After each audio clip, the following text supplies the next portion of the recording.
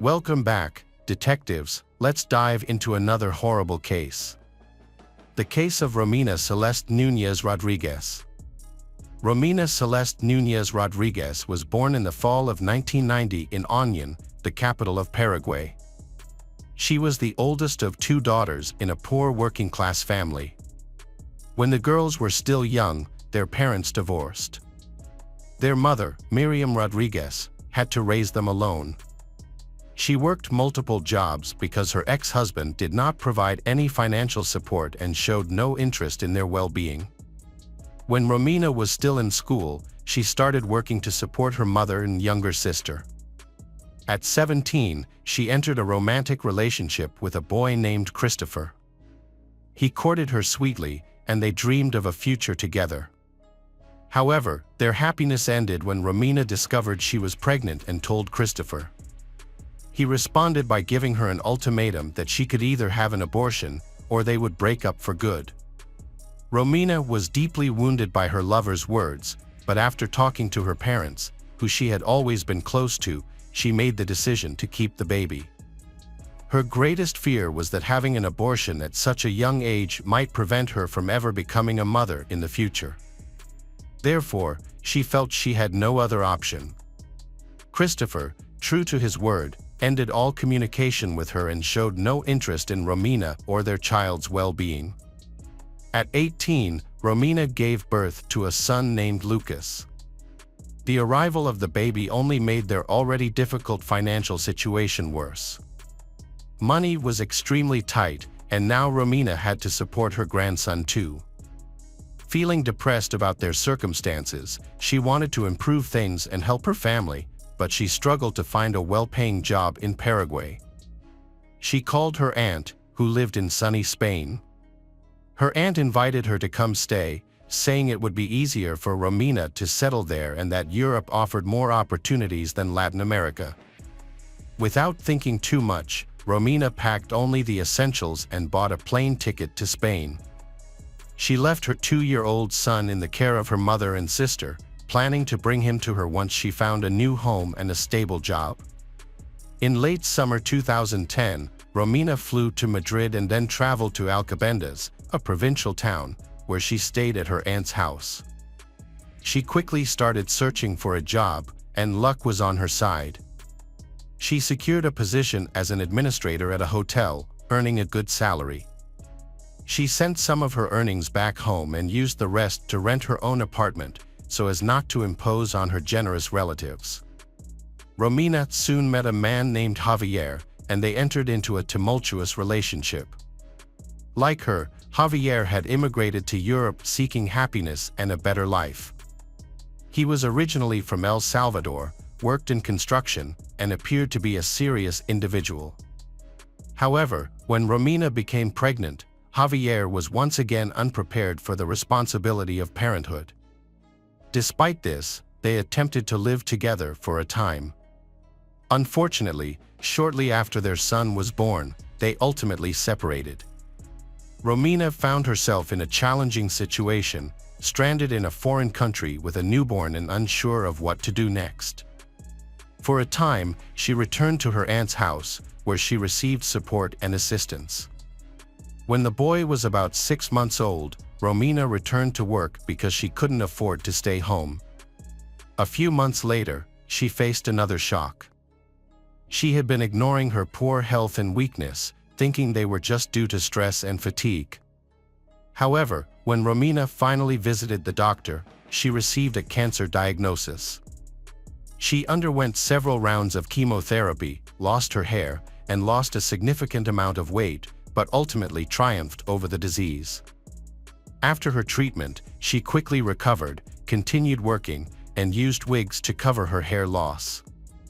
Romina believed that after enduring such difficult challenges, a period of happiness was on the horizon. She saved money and planned to take her eldest son, along with her mother and sister, on a trip to Spain.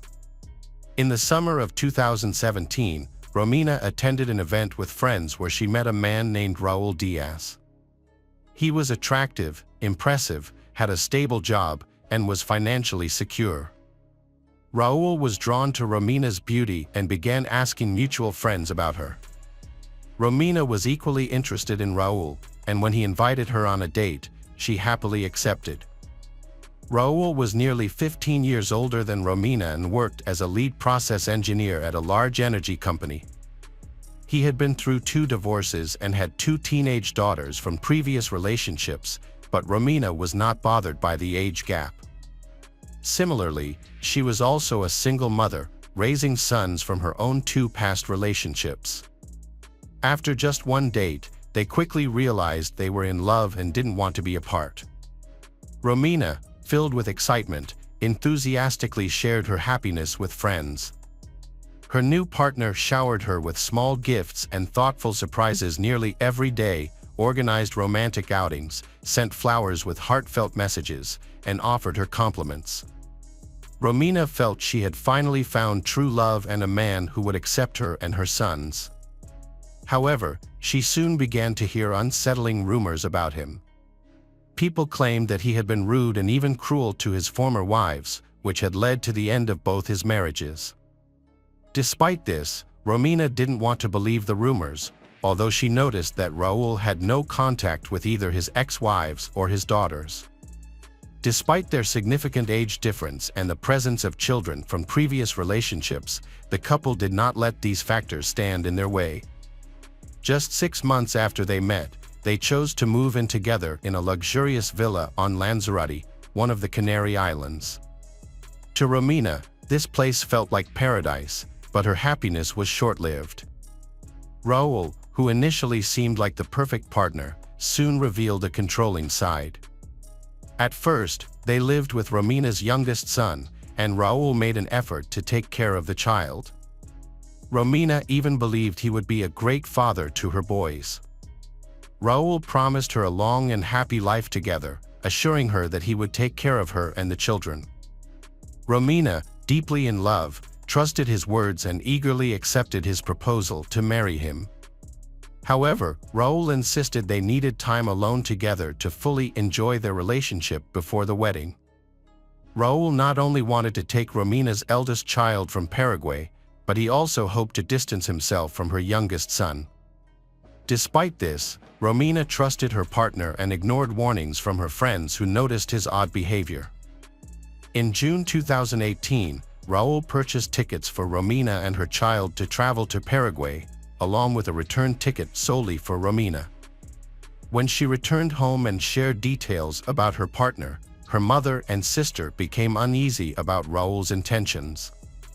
They suspected he simply wanted to get rid of her children. Romina was hurt by their comments and ended up having a small argument with her family. A few days later, she flew back to Spain, promising to return for the boys in the fall. When Romina got back, she received a warm welcome, and for 2 months, she was happily alone with Raul. However, in August, just a few days before the wedding, Raul violently attacked Romina. This was a shocking experience for her, but he pleaded for her forgiveness on his knees, assuring her that it would never happen again, and she chose to believe him. Romina did not report the incident or tell anyone about it. On August 10th, she attended the wedding with makeup covering her bruises, unaware that the man she was marrying would soon take her life. 2 weeks after the wedding, the girl returned to Paraguay, not to pick up her sons as she had initially planned, but to visit her family. Her mother and sister were confused by the changes they noticed in her since they last saw each other. Romina appeared upset and disoriented. She walked with a noticeable limp and had bruises on her neck, which she tried to cover with a scarf. When asked about her condition, Romina either remained silent or claimed she had hurt herself accidentally. She stayed at home for nearly a month, which surprised her relatives since she had just gotten married. Romina explained that her husband had suggested she visit her children because she missed them. Miriam praised her son-in-law for being generous, but she still couldn't understand why her daughter seemed so unhappy. In mid-September, Romina secretly borrowed money from her relatives to buy a return ticket to Spain because her husband refused to pay for it. This should have been a clear sign that returning was not a good idea, yet Romina still hoped for a happy resolution to their marriage. On September 17th, at the airport, her mother, sister, and sons saw her for the last time. After returning to her husband, Romina's life began to feel like a nightmare. Raul, who was using illegal drugs, no longer hid his addiction from her. When under the influence, he became aggressive and emotionally abused Romina. Each time she tried to leave, he promised to change and insisted that it wouldn't happen again. After the beatings and threats, there were often brief periods when Romina's husband would become loving and caring again, showering her with gifts and planning romantic outings. However, these peaceful moments became shorter over time, and instances of violence occurred more frequently. Just before the new year, Romina confided in her best friend that she feared her husband and worried he might eventually kill her. On December 29th, Raul beat her so severely that she had to seek medical attention. The hospital staff noticed something was wrong and considered calling the police to report the incident. At that moment, Raul arrived and insisted that Romina had simply fallen and that there was no need to involve the authorities. Romina went along with his story, declined hospitalization, and returned home with him. On January 1, 2019, Miriam, Romina's mother, repeatedly tried to call her daughter, but Romina did not answer. Concerned, Miriam then called her son-in-law to check on Romina, but he also did not answer. After several days of no contact, Miriam sent Raul a message indicating she would go to the police for help. This prompted Raul to quickly return her call, explaining that he and Romina had a fight on December 31st, after which she left with her belongings. He reassured Miriam that Romina would be okay and would return home soon, as this had happened before. Miriam, however, doubted Raul's explanation and felt something was wrong with her daughter. She insisted that Raul report the situation to the police. Finally, on January 8th, pressured by Romina's family, Raul reported her disappearance. This time, he altered his story slightly, claiming that after their quarrel, Romina had taken some money from him and suggested that she might have gone to Paraguay to see the children, which is why he was not too worried before he heard from Miriam. What was Raul hiding? His testimony was filled with confusion and contradictions, raising many questions and suspicions. As a result, law enforcement decided to investigate the couple's life. After speaking with friends and family, they discovered that the marriage was far from perfect. Romina had often complained to loved ones about her husband's abuse, though she never provided details. Others frequently noticed bruises and injuries on her body. The police decided to place Raul under covert surveillance, tapping his phone conversations. However, Raul seemed to sense that he was being monitored and acted very cautiously, avoiding any behavior that might raise suspicion.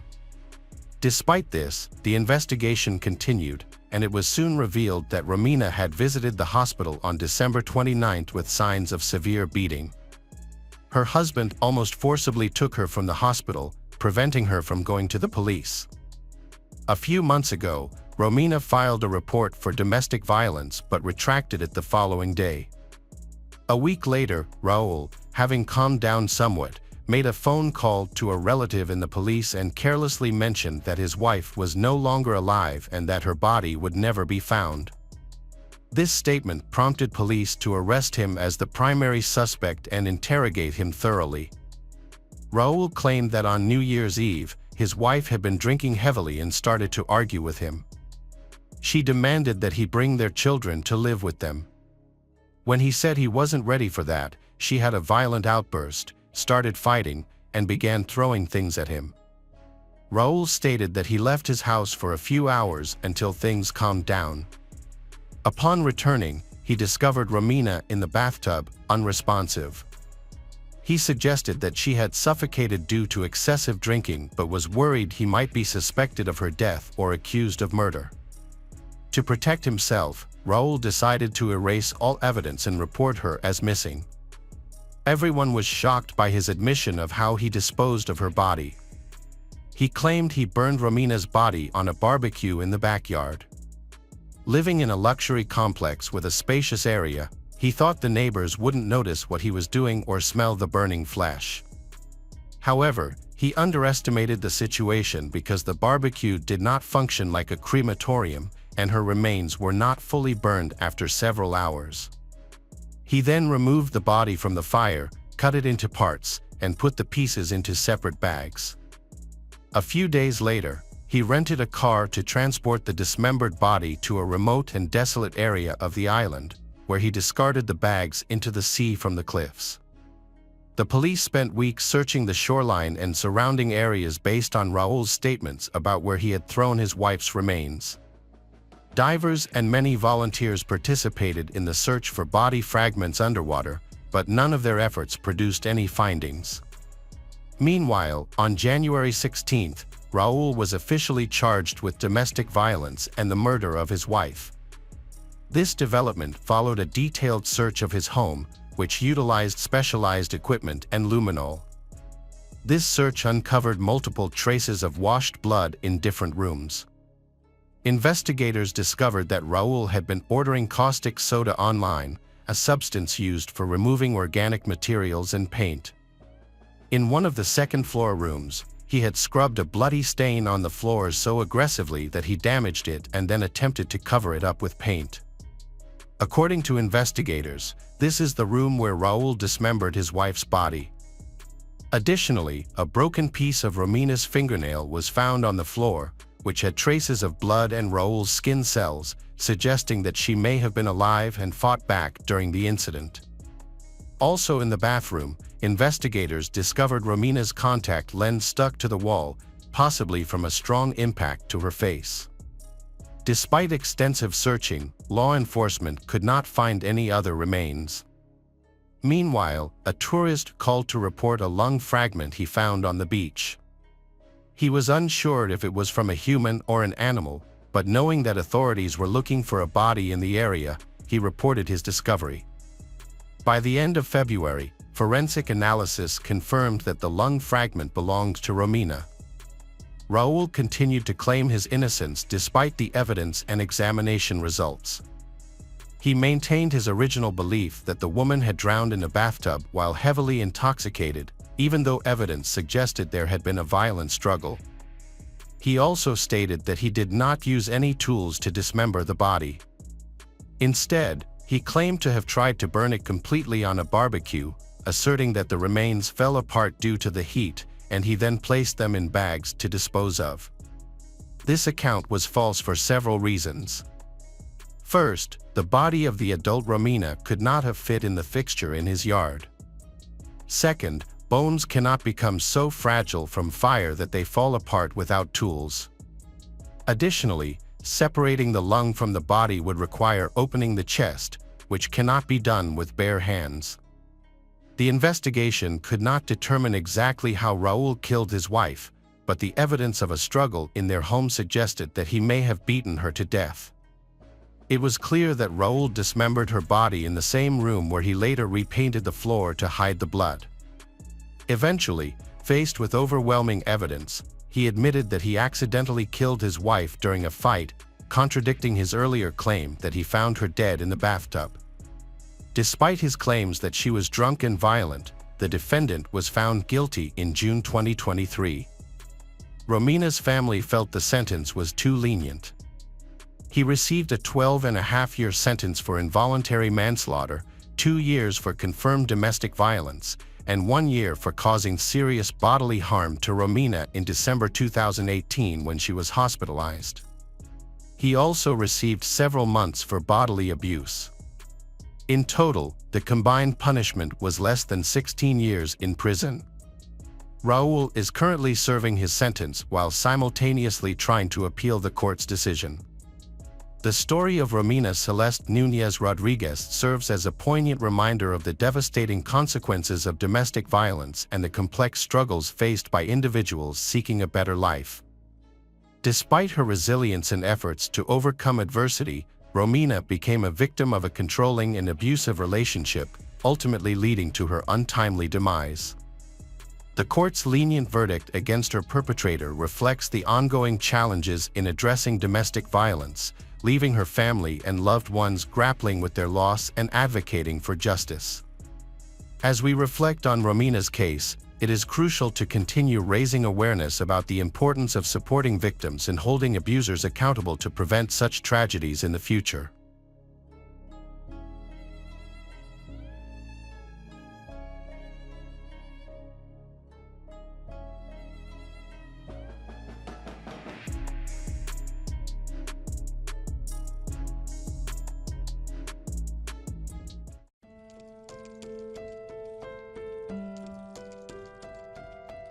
Hey detectives!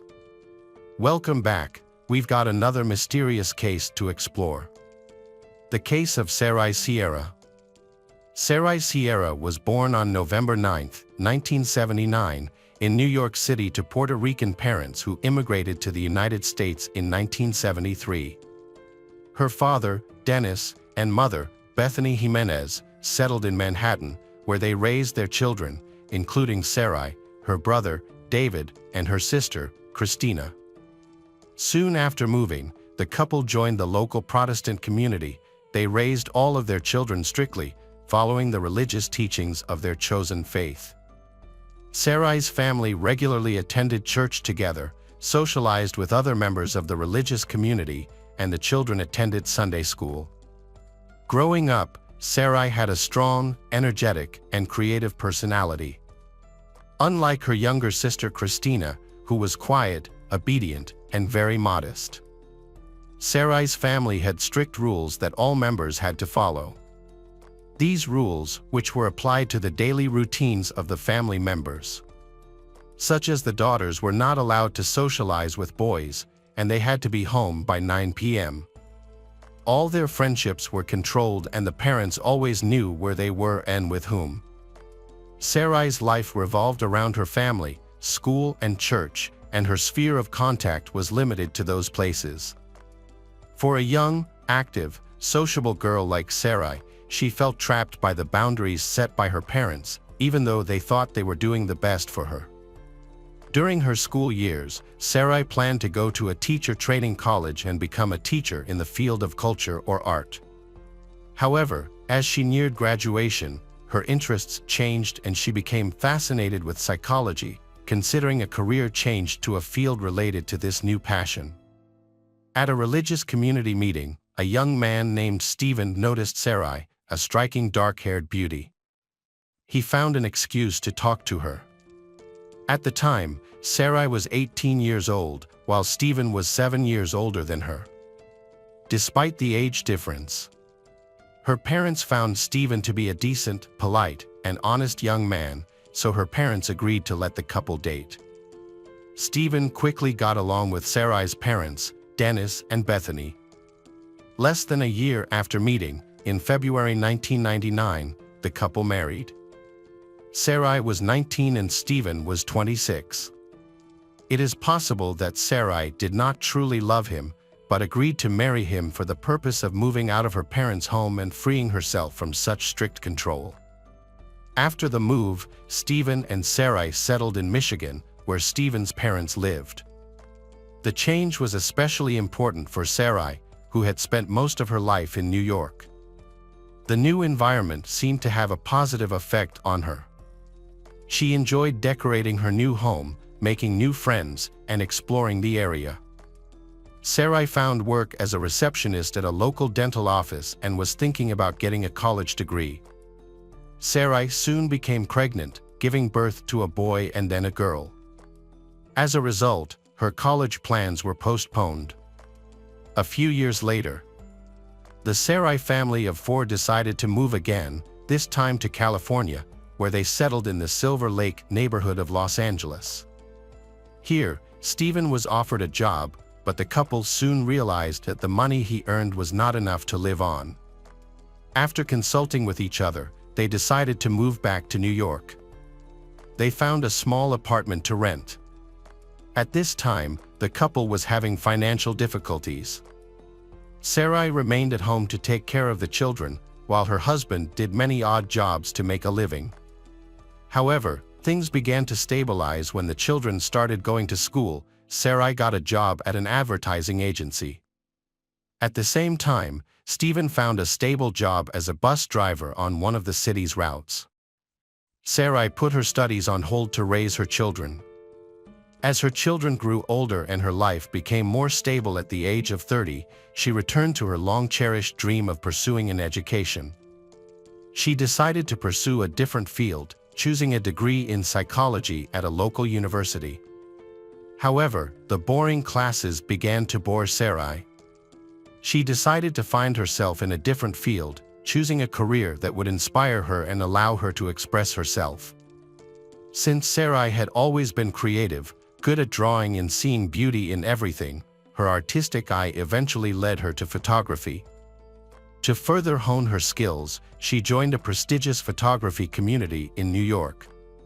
Her talent was quickly recognized as she demonstrated her ability to choose the perfect angle and create beautiful compositions. Her work was even praised by professionals for its creativity and vision. In early 2012, Sarai's colleagues advised her to create a social media page to showcase her work. She followed their advice and started posting her photos online. The response was overwhelming, with thousands of users subscribing to her profile and enthusiastically commenting on each new post. Within a few months, she became a real star, and her subscriber count continued to grow exponentially. The enthusiasm really overwhelmed Sarai. She felt that she could achieve much more and wanted to develop and improve in this direction. So she proposed to organize a group photography trip to look for beautiful and unusual locations in different parts of the world. She started by organizing short trips within the country, focusing on capturing iconic architectural landmarks and historical monuments through her lens. When her photos received significant attention and praise, she was motivated to continue.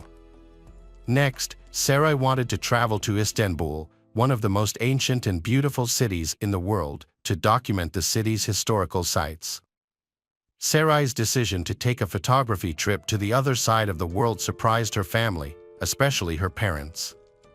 Since she had never traveled abroad or been away from home for a long time, they were not very happy with the idea. However, Sarai was determined to carry out her plan and even arranged for her best friend, Magdalena, to come along. Her parents did not know that Sarai's family was going through a difficult time, as her relationship with her husband began to fall apart. It is possible that this difficult situation prompted Sarai's desire to take the trip. She wanted to change her surroundings and think about her family's difficulties. Sarai had lived in a strict framework for too long, and now she was eager to do what she wanted to do. At the same time, her husband Stephen's social media profile began posting cryptic statuses, reflecting on the value of marriage, love, and mutual respect in relationships. And there was a post where Stephen darkly hinted at Sarai's infidelity. But a few hours later, Stephen deleted the post, leaving unanswered questions behind. It was clear that he felt unhappy and unloved, and he tried to show it to everyone through his social media page. Sarai was also going through the same pain, but she kept it to herself, trying not to complain and focusing on her work.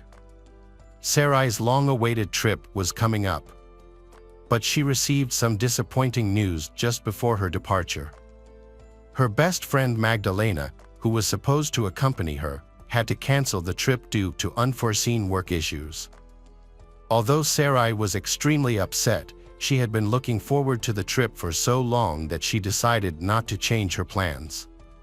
Her family was worried about her traveling alone to a foreign country, but Sarai reassured them that everything would be fine. She promised to keep them updated by calling, writing, and sending photos every day. In addition, Sarai was also planning to visit Germany and Austria, where she had scheduled several commercial photography assignments. Her entire trip was literally scheduled by the hour, and she would not deviate from the plan. On January 7, 2013, Sarai traveled from New York to Istanbul. She had some cash with her, and she had carefully packed her belongings, which included a smartphone, a tablet, and a cheap DSLR camera with a professional lens. Upon arriving in Istanbul, She reported to her family that she had landed safely and was on her way to her pre-booked hotel, which was located in a less popular part of the city. Due to budget constraints, the hotel was located in a remote neighborhood that locals considered unsafe. After dropping off her luggage and changing into her travel clothes, she headed to the nearest metro station, eager to explore the historic city center. Seray spent her days in Istanbul sightseeing and capturing the beauty of the city through photography. Every evening, she would video call her parents and husband, sharing stories about her experiences and plans for the next day. She also spent time processing the photos and sharing them on social media. Unknown to her family, Seray met a young man named Taylan on social media in 2012. Over the course of several months, they corresponded and became very close. It was Taylan who convinced her to fly to Istanbul. As a native of Istanbul, Taylan was the ideal guide, showing Seray around interesting places. Seray trusted Taylan completely, and they spent many days together exploring the city. After a week in Istanbul, Seray traveled to several European countries, where she arranged several commercial photo shoots. Here, Seray saved money on hotel rooms, as she was welcomed by fans who had subscribed to her social media accounts and had been following her work for a long time. Offered to let her stay. And her fan was a young man in Austria, who met her at the airport in Vienna. He was a few years older than Seray and shared her passion for photography, admired her work and wanted to meet her in person. Seray's trip went smoothly. She visited all the planned destinations and met everyone she had arranged to meet. On the third day, she arrived in Berlin, where she was greeted at the airport by fans who took her on a tour of the city. After completing her assignment in Germany, Seray returned to the airport and flew back to Istanbul, planning to stay there for 2 more days before returning home. Upon arriving in Istanbul, she met Taylan and they spent the day exploring the city together. They ended the evening at a popular local bar, and after midnight, Taylan took Seray back to her hotel, where they said their goodbyes. On January 21, 2013, Seray was scheduled to return home to New York after her photography trip. Before leaving, she informed her parents and husband of her flight details. Since this was the longest trip she had ever taken away from home, everyone was relieved that the trip was coming to an end. However, before returning, Seray decided to take a last walk around the city and take some more beautiful photos to show everyone. At the appointed time, Seray Dennis, father, arrived at the airport to pick up his daughter because her husband was at work and could not come. He arrived early to avoid any possible traffic jams. However, after the plane landed and all the passengers had disembarked, Seray disappeared without a trace. Worse still, her phone was unreachable and all attempts to contact her were unsuccessful. Dennis then waited a while longer, and worried about his daughter's absence, he went to see a representative of the airline. They told him that a passenger by that name was not on the flight, which shocked Dennis. He quickly called Stephen and told him what was happening, emphasizing that she needed to be found immediately. Stephen started contacting the hotel in Istanbul where his wife, Seray, was staying. The hotel staff informed him that although it was time to check out, her belongings were still in the room and she had not arrived to check out, and she did not appear at the hotel on the second day. This information sent family members into a panic, as they did not know where Seray was and did not understand what to do next. Stephen accessed his wife's account, looking for clues about her disappearance. He discovered her correspondence with a man named Taylan, which aroused his suspicions. Despite this, Stephen decided to contact Taylan directly to find out more. However, Taylan claimed that he had seen Seray the day before she left and that she had not even called him before the flight. Despite her promise, Seray's family quickly notified the U.S. Embassy in Istanbul about her disappearance. The next day, a large-scale search operation was launched in the area. Seray's husband and parents immediately flew to Istanbul to join the search effort. The police launched an investigation, starting with trying to identify the people Sarai had met before she disappeared.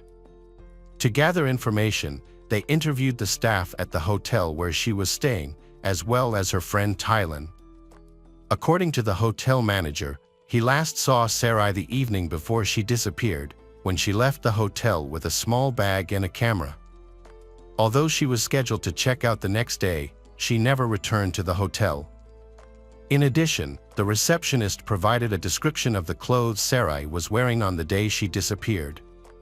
The situation with Tylen is much more interesting and ambiguous. First, the guy's name is actually Taryn, and it is still unclear why he introduced himself to Sarai with a fake name. And it is worth considering that they had been in regular contact for several months before meeting, and Sarai had come to Istanbul at his invitation. All of this suggests that there was a romantic relationship, but Taryn himself categorically denied it, claiming that they were just friends. The next stage of the investigation involved reconstructing Sarai's route in detail. To achieve this, the police examined her mobile phone data and reviewed the footage of street surveillance cameras. They discovered that Sarai took the metro to Sultanahmet district and then to the Cape between the Bosphorus Strait and the Golden Horn Bay, followed by a trip to Eminona Bazaar. However, she got lost in the crowd of tourists at the bazaar. The police continued to track her route and discovered that she had boarded the metro again, intending to visit the Sarıyer walls. Unfortunately, she disappeared from the camera's view again. Police decided to investigate the area around the Sarıyer wall, questioning locals and searching the area in the hope of finding any witnesses who might have seen a woman holding a camera. After an extensive search, they found the body of a young woman near the ancient Constantinople wall. The body was hidden under a dirty, old blanket, making it less noticeable. Police believe the blanket was used to transport Sierra to the location. There was no clothing on the lower part of the body. An autopsy found that Sarai died from severe head trauma caused by a heavy, blunt object. Her body also showed signs of trauma, including hematoma and 2 broken ribs. There were also several hematomas on her body and several broken ribs. Pathologists also found epithelial granules and blood under Sarai's fingernails, indicating that she had defended herself and scratched at the attacker. An examination found that the attacker had taken her handbag, phone, and camera, but they left behind valuables such as her gold earrings, wedding ring, and expensive watch. A review of local camera footage showed a young woman resembling Sarai filming with her phone. A man then approached her, punched and pushed her, and both disappeared from view of the camera. Unfortunately, the identity of the attacker was not immediately known, leading to mixed reviews. The incident quickly gained international attention after details of the case were leaked to the media. There have been many questions and mixed reviews about Sarai's international travels. And police suspect that Sarai flew to Istanbul to visit an acquaintance, Tylen, whose real name is Taryn, and then planned to meet another man in Austria. However, both men have denied having an intimate relationship with Sarai. The high-profile case was investigated jointly by Turkey's special services and the FBI, but initially, neither agency had any concrete leads to follow. A few weeks after the crime, police tracked down the suspect, Ziya Tasali, who had a criminal record and made a living by picking up scraps of paper on the city streets. However, before they could question him, Ziya borrowed money from relatives and fled the country, likely crossing into Syria through Hatti province. Police obtained a search warrant for his home and collected a DNA sample. They compared the DNA to skin particles and semen found on Sarai's body, confirming their suspicions that Ziya was indeed the perpetrator. Sarai's phone was last active in the neighborhood where he lived. Police initially gave up on arresting Ziya after learning that he had fled to Syria. However, an unexpected development changed everything. The suspect attempted to cross the border into Istanbul again, this time to return home, but was arrested for illegal entry.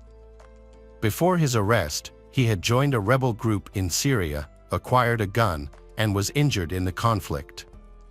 Fearing for his safety, he decided to return to Istanbul with the gun, leading to his arrest. Border police quickly alerted security services upon discovering his true identity. During questioning, Ziya Tasali gave a statement. On a hiking trail to the Sarıyer Wall, he noticed a young woman and watched her from a distance, admiring her as she took pictures. As he approached her, the woman, who appeared to be trying to communicate with him through gestures, seemed to try to ask him something, but Ziya did not understand because of the language barrier.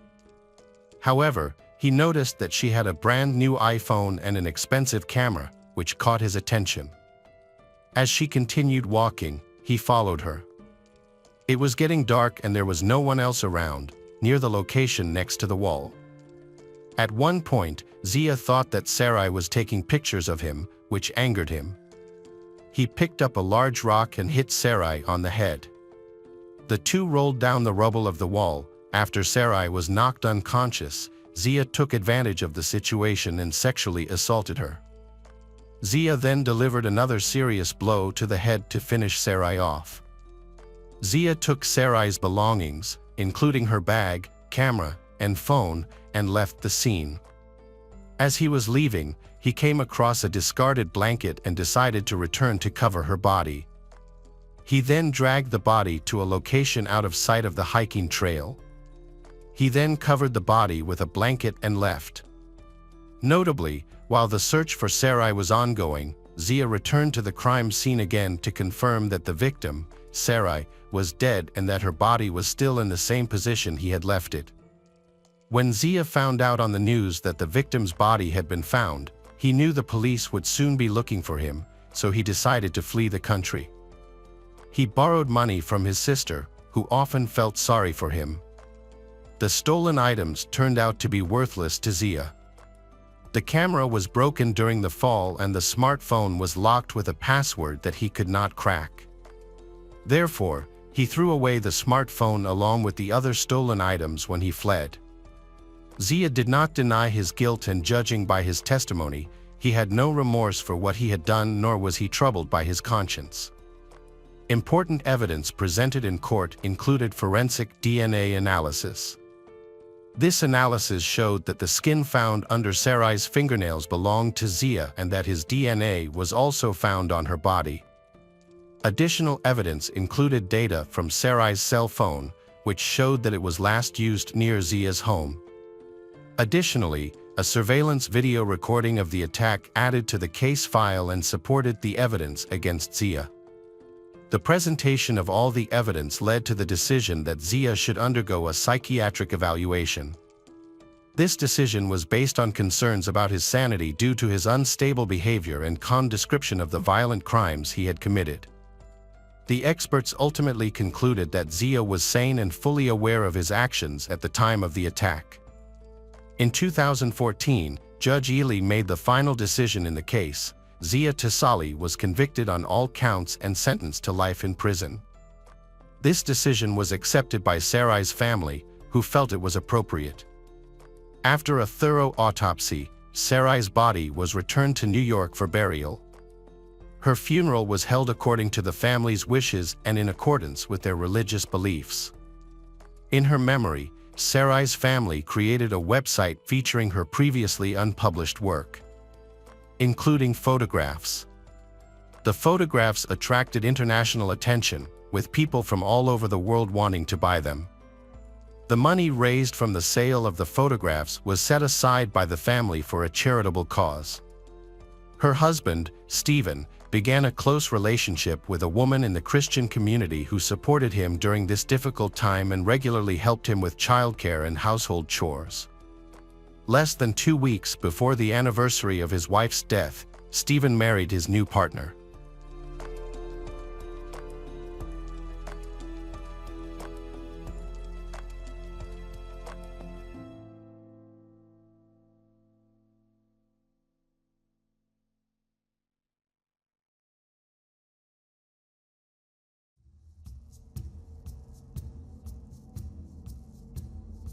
Hi everyone, thanks for returning. let's unravel another perplexing mystery. The case of Buchanan family. Molly first met Adam Buchanan when she applied for a job as an office manager at his company. At the time, Adam was divorced and raising his son, Nolan, from a previous marriage on his own. The cheerful and outgoing Molly quickly caught Adam's attention. Their mutual interests led to a romance that blossomed into a serious relationship, and eventually, Molly moved in with Adam. Molly became pregnant and their baby was named Gavin. Those who knew the Buchanans described them as a loving family of four. The patriarch of the family owned a construction company, and they purchased a vacation property in El Dorado County, California, a small cabin on 19 acres in Greenwood. The rustic cabin had no electricity, water, sewer, or gas. Adam, who worked in construction, became actively involved in renovating it, and the family began visiting regularly. On September 13, 2015, at 10 a.m., members of the Garden Valley Fire Department were called to a wildfire in Greenwood Township, located on Highway 193 between Cool and Georgetown. When they arrived, they found that the fire had burned 10 acres of land, and while the cabin was still smoldering, it was completely destroyed. Fire department personnel found charred remains in the ashes. The fire scene was still intact, and at 11 a.m., firefighters contacted the El Dorado County Sheriff's Office. At the time, no one understood the severity of the situation. Firefighters suspected that the victim of the wildfire was a pet trapped inside the house.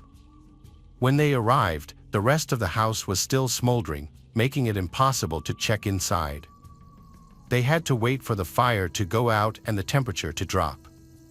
While investigating the house, police officers detected an odor similar to that of burning flesh. Police later found a human skull and a charred torso, indicating that a tragedy had occurred. Police called for backup. Officers from the sheriff's office arrived to thoroughly investigate the scene. It became clear that the small, isolated cabin was not the owner's primary residence, but rather a vacation home. A Dodge pickup truck and trailer were discovered on a plot of land near the cabin. Police obtained the license plate number to identify the owner, who may have been affected by the wildfire. It was quickly determined that the truck and trailer belonged to Buchanan Construction, owned by Adam Buchanan. He lived approximately 160 miles away, in Bonita, California. Police were unsure whether the person inside was Adam Buchanan or someone else. The name of the company owner provided police with their first lead into the investigation. The Bonita police were tasked with checking on the welfare of all members of the Buchanan family. They arrived at the address and parked in the Buchanan driveway, where they saw a white Ford pickup truck. When the officers knocked on the door, Nolan, Adam's 16-year-old son from his first marriage, answered. He was surprised to see the officers in uniform and asked why they were there. In order to avoid alarming anyone in the house, the officers decided to first determine who was inside. Nolan explained that his father, Adam, had gone away for the weekend to their estate, 160 miles away, with Molly and their 8-year-old son, Gavin, and they were expected back that evening. According to Nolan, his father had left him in charge of the house.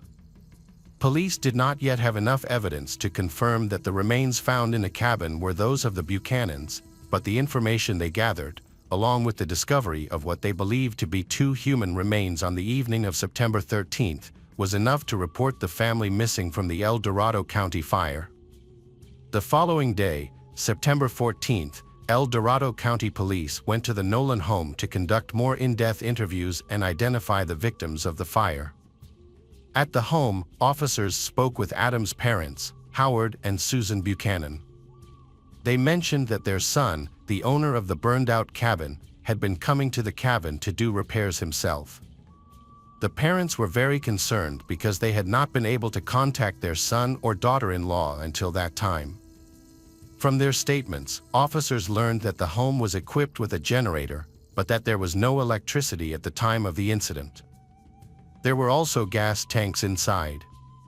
This led to two possible explanations: the fire could have been accidental or intentional.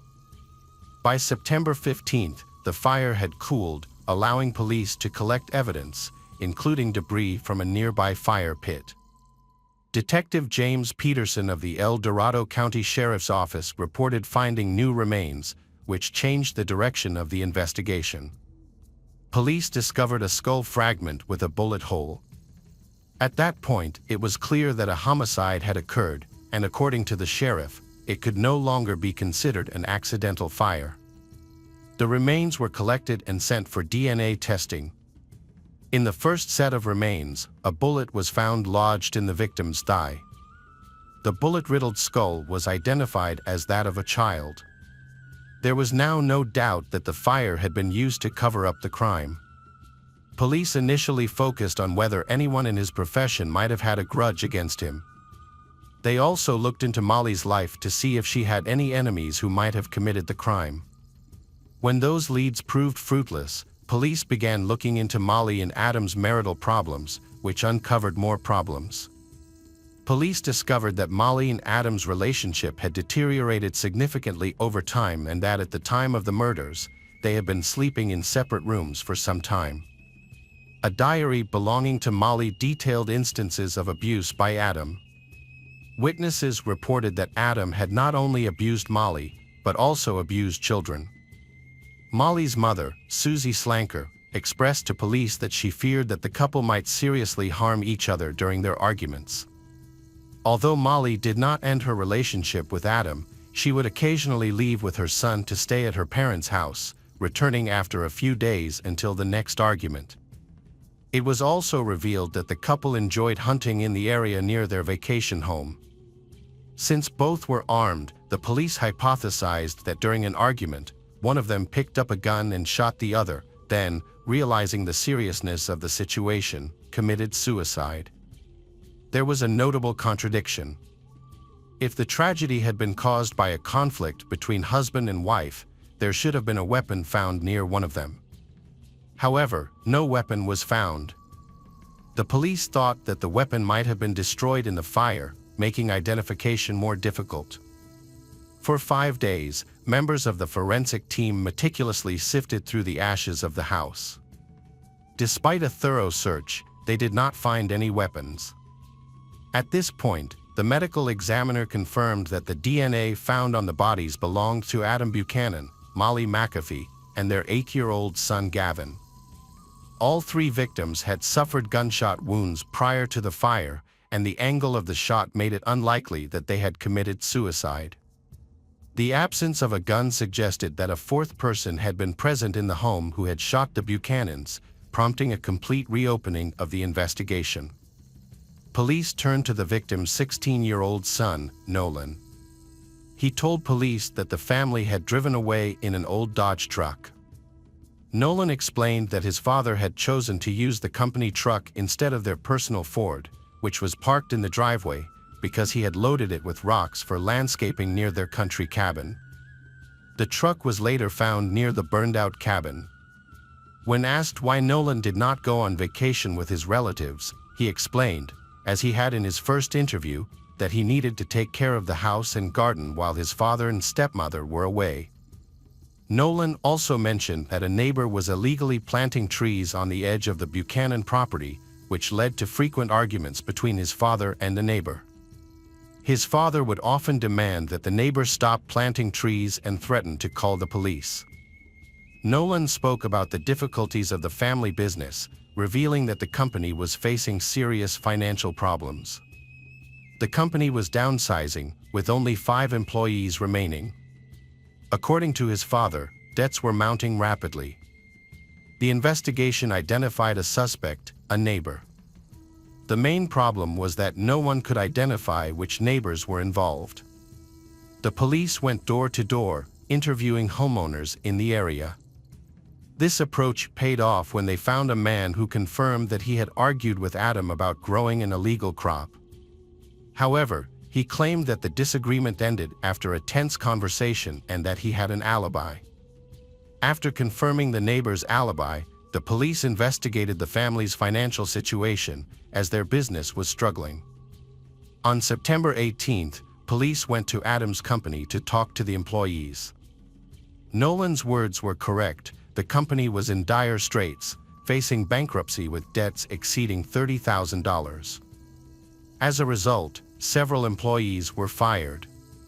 Several of these former employees were very unhappy about being fired, making them potential suspects in the case. This aspect provided an important lead for the police. Over the weekend, the local high school held a community cleanup day. Students worked to clear debris from a park located about a mile from Adam's construction company. During the cleanup on September 19th, they discovered a small wallet containing Molly McAfee and Adam Buchanan's wallets and identification cards hidden under one of the bushes. There was also a .22 caliber rifle nearby. Police were dispatched to the scene immediately. The county sheriff's office has since developed a new theory. The suspect may have used the rifle to kill the Buchanans and, to conceal the crime, removed their identification from the scene. This finding is significant because it suggests that someone traveled from Bonita to Greenwood to kill the family and then returned to Bonita to dispose of the evidence and the weapon. This suspect is likely a Bonita resident. The location of the evidence near Buchanan Construction supports the idea that the boss was killed by a disgruntled employee. Police have sent the gun and bag of documents for analysis and are seeking a search warrant for the company's records and premises. During their search, police accessed a video surveillance camera located on the company's premises.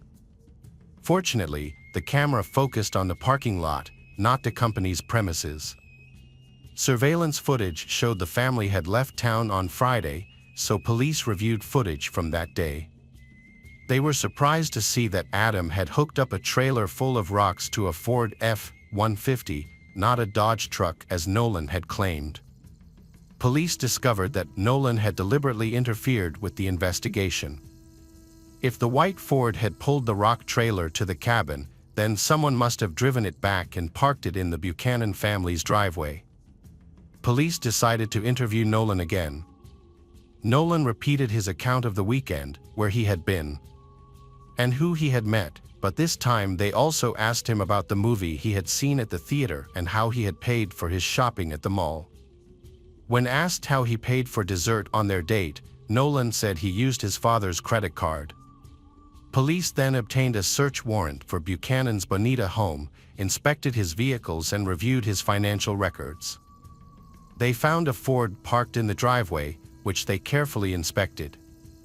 They noticed red dirt on the tires, which matched the dirt found in Greenwood. If the Ford had made the trip the previous weekend or earlier, some dirt might have remained.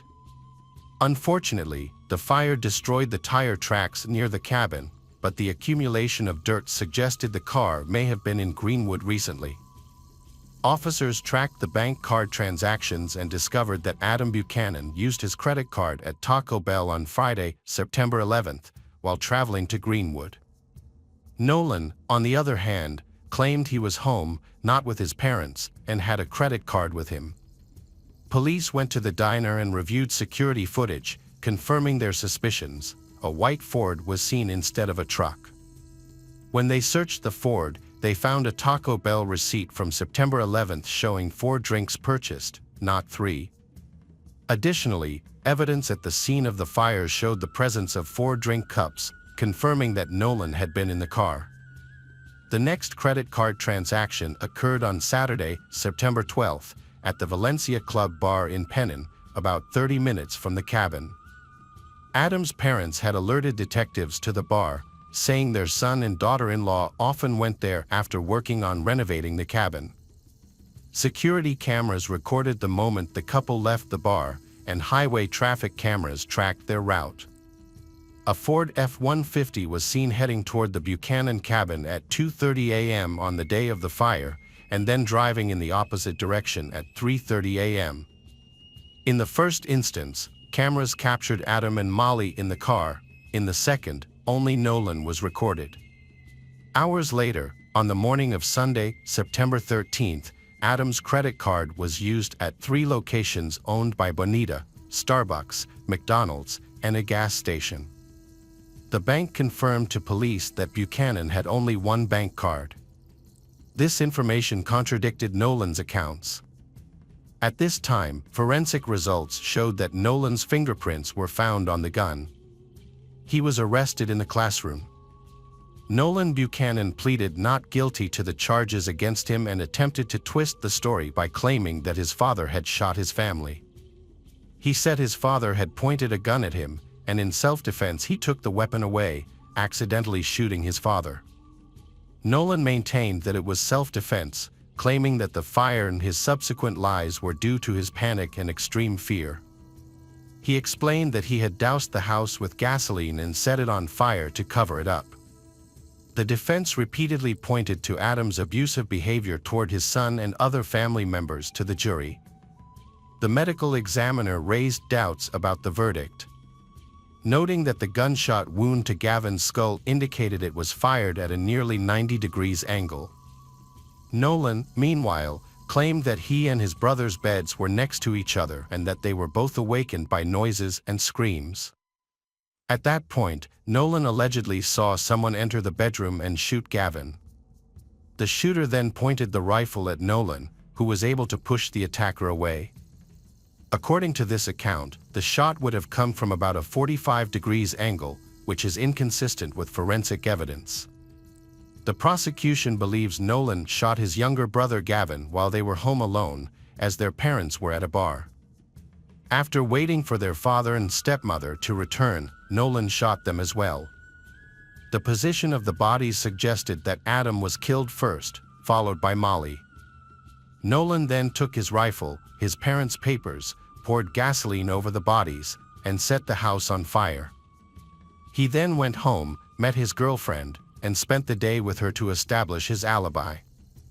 On July 13, 2018, a jury convicted Nolan Buchanan of 3 counts of first-degree murder. He was sentenced to 150 years in prison, with the possibility of parole after 25 years.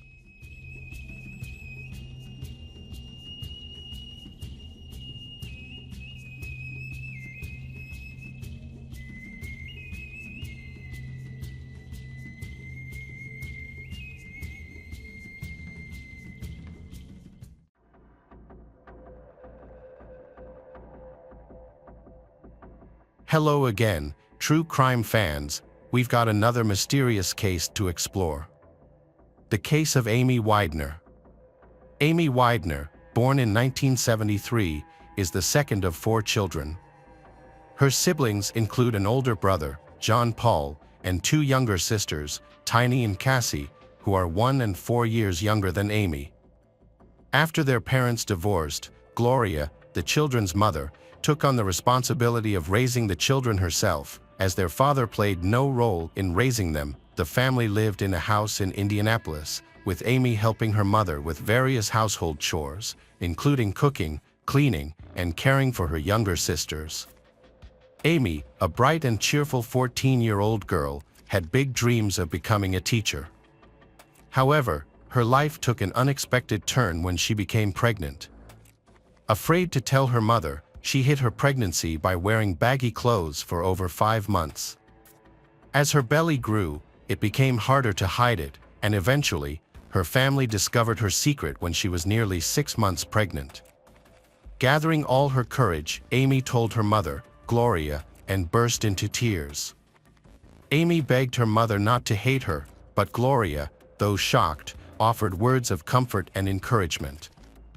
Gloria recalls feeling stunned, thinking that this was the worst thing that could happen in her life. However, she had no idea of the even more heartbreaking events that were about to happen.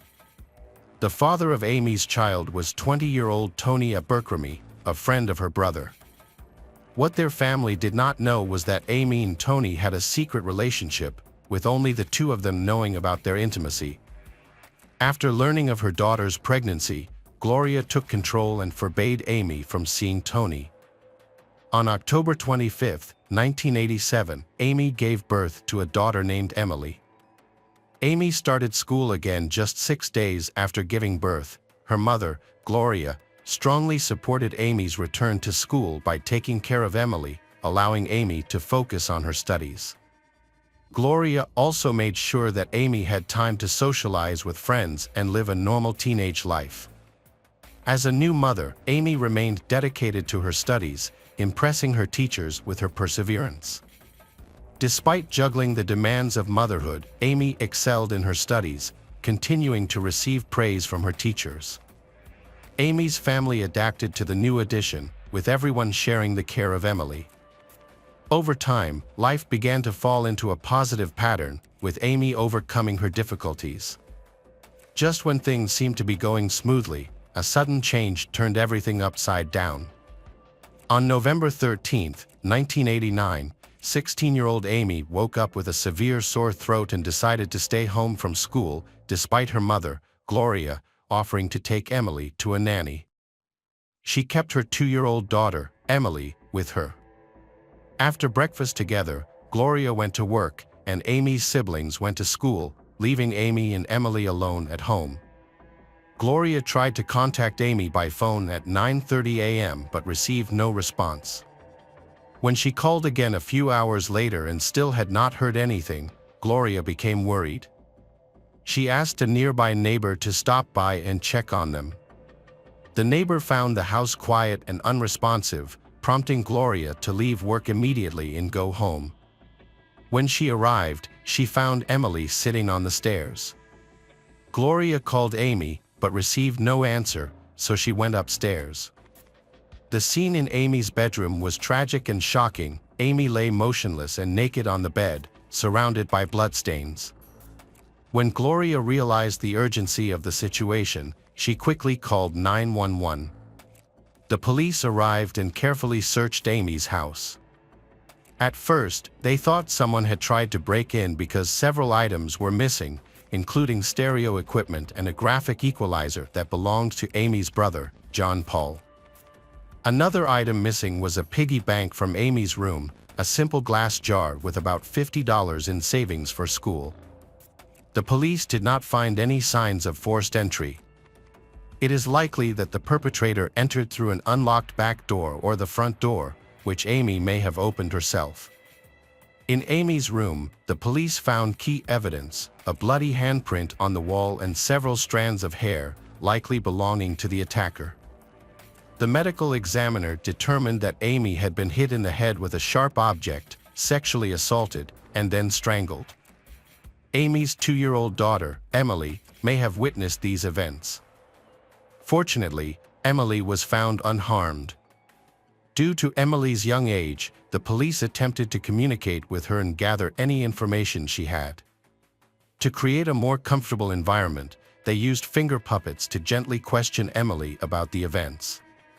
During the interaction, Emily mentioned that her mother seemed very angry that day. Unfortunately, Emily did not provide any further details.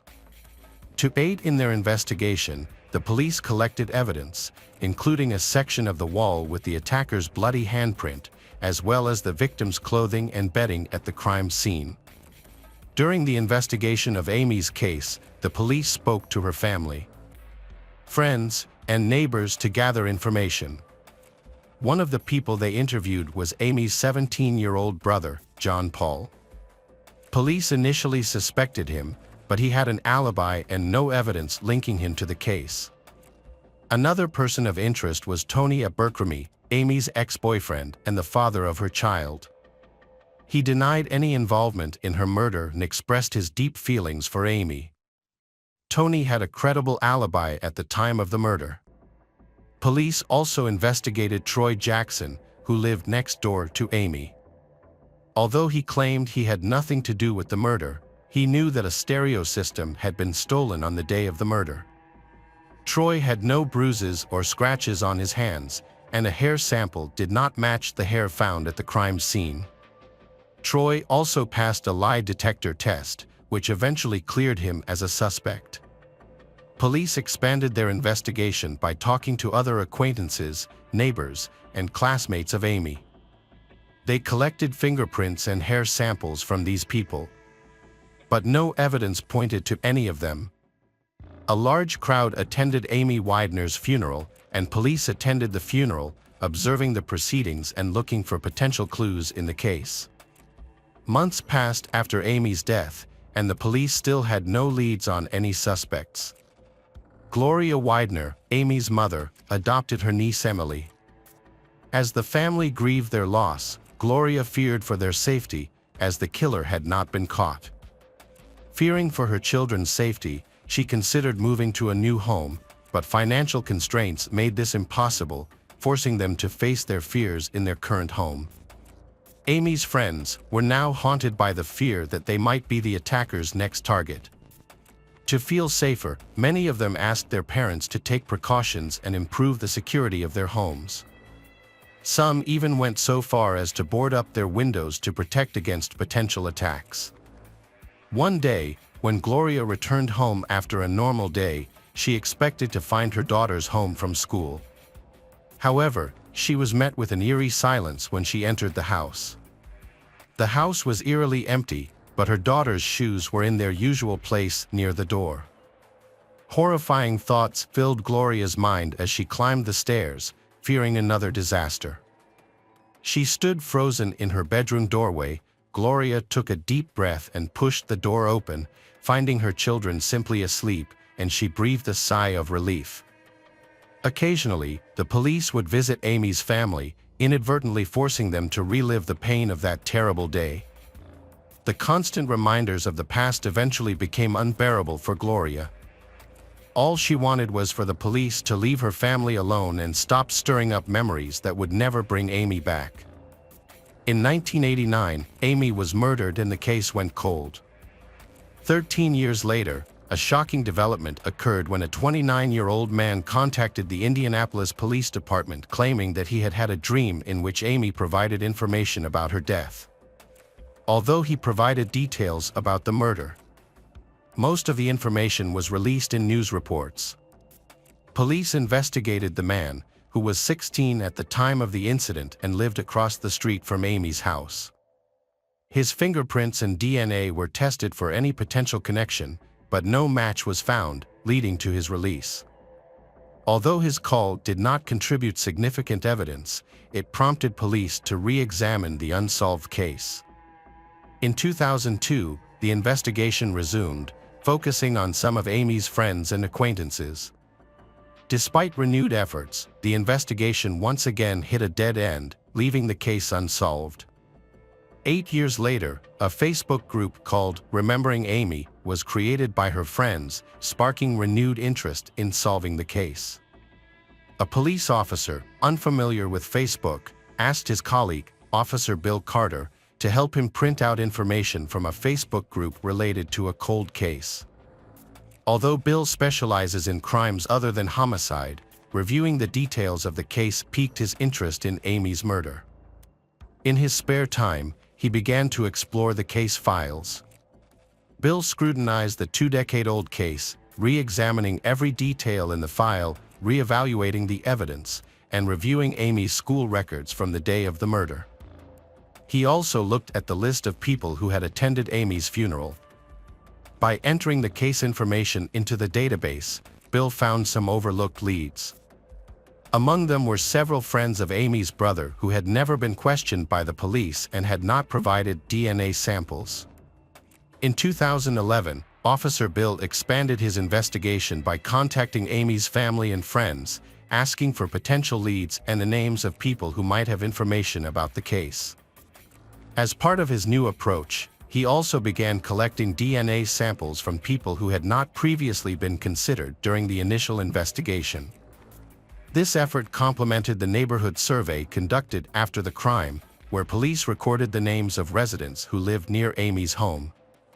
Bill reviewed the case file and returned to the area to determine if any of the original residents still lived nearby. His investigation led him to a woman who was a neighbor and friend of Amy's. The woman tried to recall the names of the boys Amy had befriended, and while she mentioned some names that the police knew, she also mentioned an unfamiliar name, Rodney Dank. In 2012, Bill received permission from the Cold Case Unit to officially take over the Amy case. His first step was to locate Rodney Dank to determine if he was a potential suspect. Amy's family was familiar with Rodney, as he was friends with Amy's brother, John Paul. They spent time together doing activities like biking and fishing. Bill asked John Paul about Rodney and learned that Rodney was a quiet, reserved person who kept to himself and did not arouse any suspicion. To gather more information, Bill went to the home of Rodney Dank, 40, who lived with his mother near Amy's family. Rodney worked at an auto parts store and had been divorced for some time, with an adult son whom he rarely saw. When Bill arrived at Rodney's home, his mother answered and told the police that Rodney was at work. Bill left his business card, asking Rodney to call him as soon as he returned. Rodney called Bill that evening and the police asked to meet with him to discuss Amy's murder. Rodney agreed and allowed Bill to come to his home. However, when Bill returned to Rodney's home, he was not there. Bill decided to run a background check on Rodney and discovered that Rodney had been convicted of assault in 1991 and burglary in 1997. The police also compared Rodney's fingerprints, which were already in the system, to the fingerprints found at Amy's house during the initial investigation. The test was conducted to determine if Rodney was involved in the case. When the results came back, they discovered that Rodney's fingerprints matched the bloody fingerprints found at the crime scene.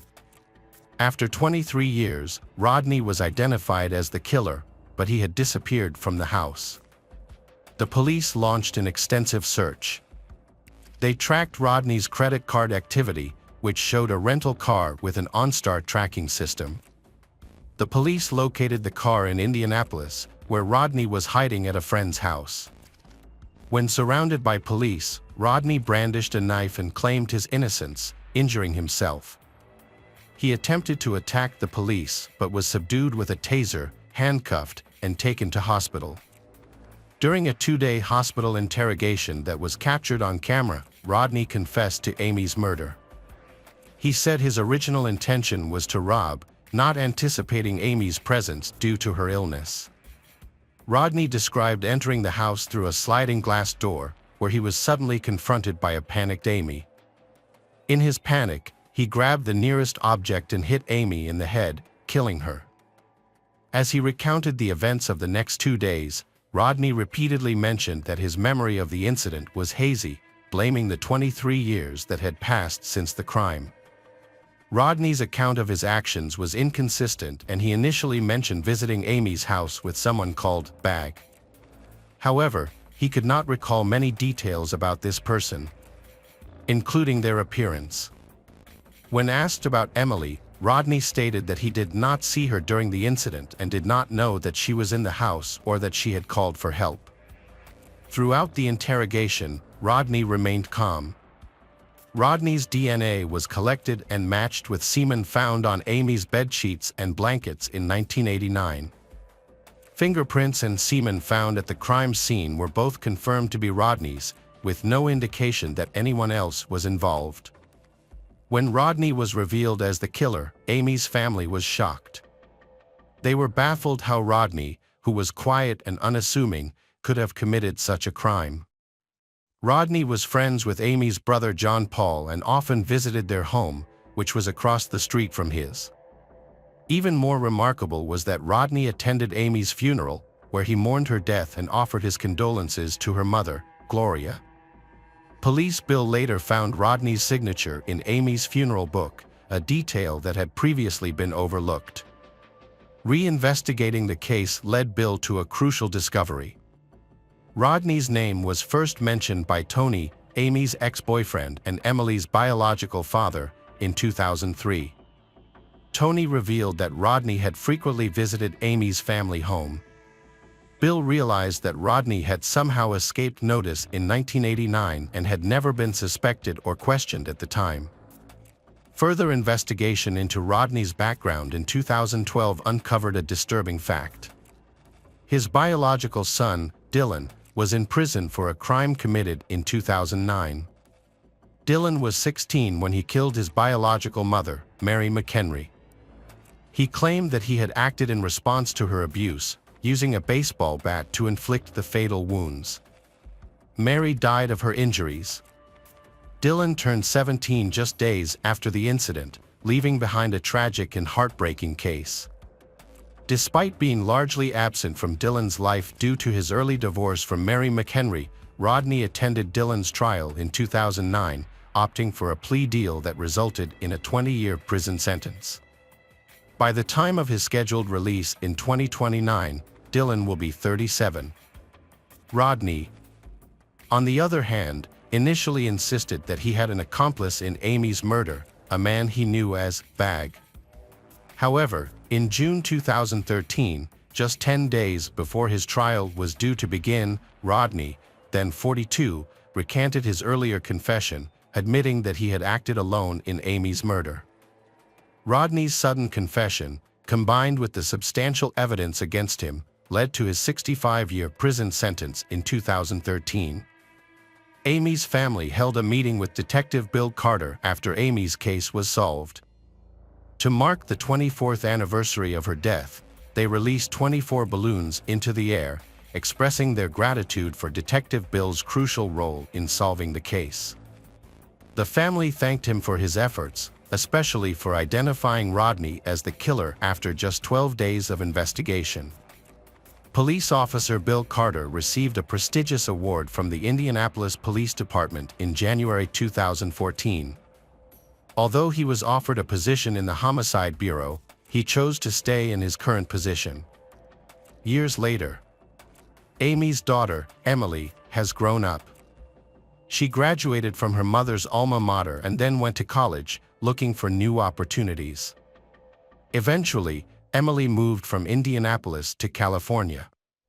Gloria still lives in the house where her daughter, Amy, tragically died. She has kept Amy's room as a memory of her, with photos still on display. Now, the room is also where Gloria's grandchildren play when they visit for the holidays, bringing joy and new life to a space once filled with sadness and loss.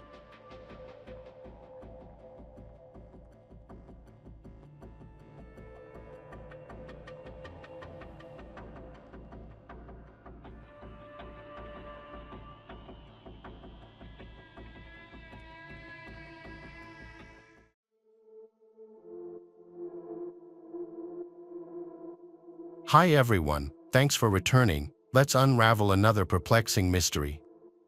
The case of Jason Corbett. Jason Corbett, a 39-year-old Irish businessman, Jason has a warm, friendly personality. Born in Limerick, Ireland, Jason has a twin brother named Wayne and an older sister named Tracy. He married Margaret Fitzpatrick in 2003 when he was 27. They later welcomed 2 children, a son named Jack and a daughter named Sarah, whom they loved dearly. Jason's family seemed to be living a happy life in Ireland, but this happiness was short-lived. Tragedy struck in 2006, shortly after Sarah was born. Margaret suffered a severe asthma attack one night, waking Jason up because she was having trouble breathing. Jason immediately tried to help her by giving her medication and using her inhaler, but her condition quickly worsened. In a panic, Jason called an ambulance, but unfortunately, Margaret died on the way to the hospital. Jason Corbett was the director of a small packaging company in Ireland when he lost his wife, leaving him to raise his 2-year-old son and 3-month-old daughter alone. His friends witnessed his deep sadness and struggled to cope with the loss. A year after his wife's death, Jason was looking for a nanny and housekeeper to care for his children. This led him to Molly Martins, a 25-year-old American woman. In March 2008, Molly moved from the United States to Ireland to take up a nanny job.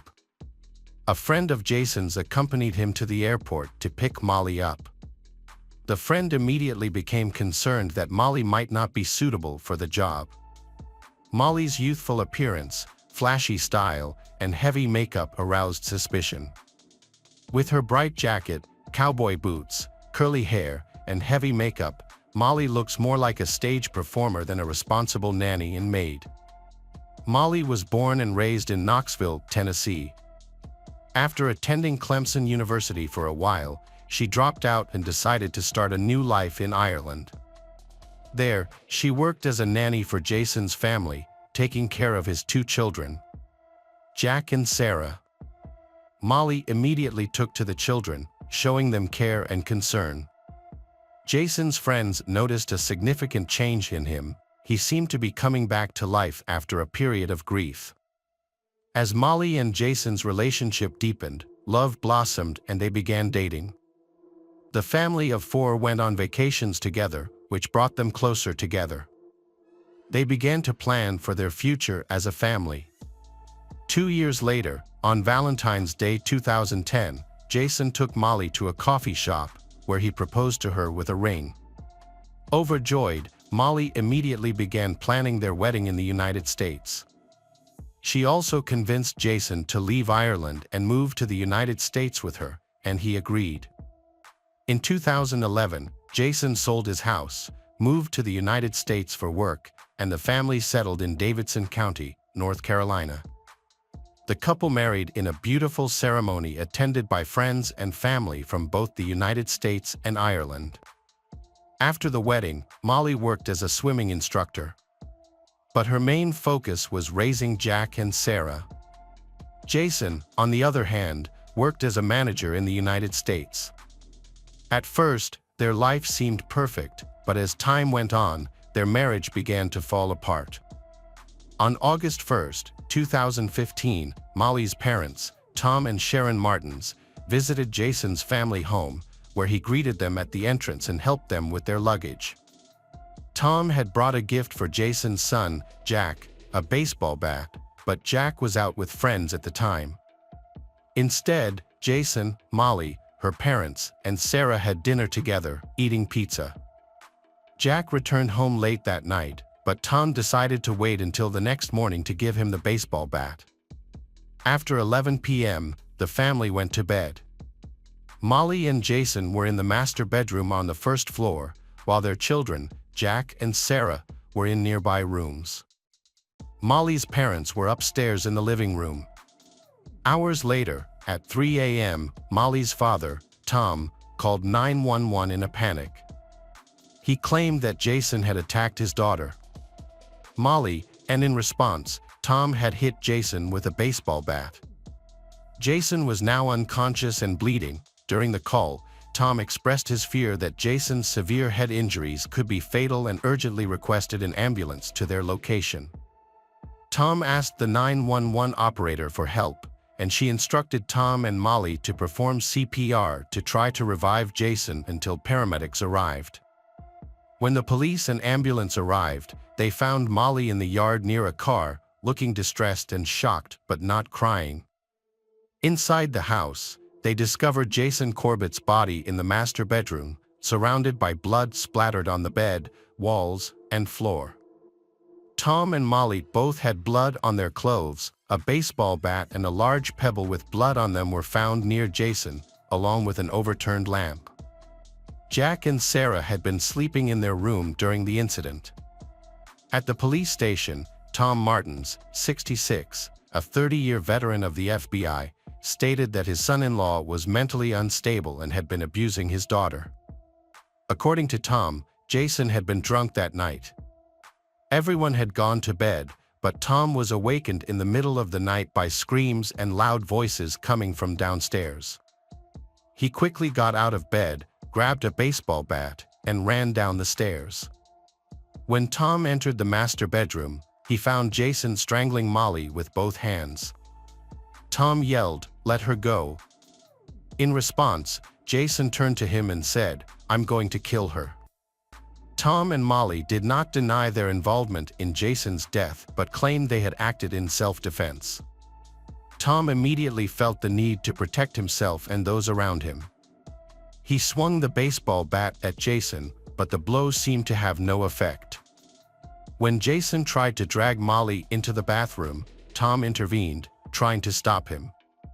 The situation worsened when Jason pushed Tom, causing him to fall and his glasses to fly off. At this point, Tom felt his life was in danger. Jason then spotted the baseball bat on the floor and reached for it. Molly quickly responded by grabbing a rock and hitting Jason in the head, yelling, "Don't touch my dad," as she did so. Taking advantage of the opportunity, Tom picked up the baseball bat and repeatedly hit Jason until he fell to the floor. Molly, 32, provided a consistent account of events during her interview. She explained that her daughter Sarah woke up with a nightmare that night, which caused Jason to become angry and attack her. Jason allegedly began strangling Molly, threatening to kill her, and her father intervened to protect her. In order to protect her father, Molly claimed to have hit Jason on the head with a heavy rock. When asked where she got the rock, Molly replied that she had placed it on her bedside table. The rock had originally been used for drawing pictures with children as part of a gardening project, but Molly could not remember exactly how many times she had hit Jason, describing the incident as a desperate fight for her life. During her interview, Molly told police that she was still in pain from the alleged strangling incident. Photos of Molly, which showed a red mark in the middle of her neck, were compared to photos taken of her when she was arrested. However, the comparison did not reveal any red marks on her neck at the time of her arrest.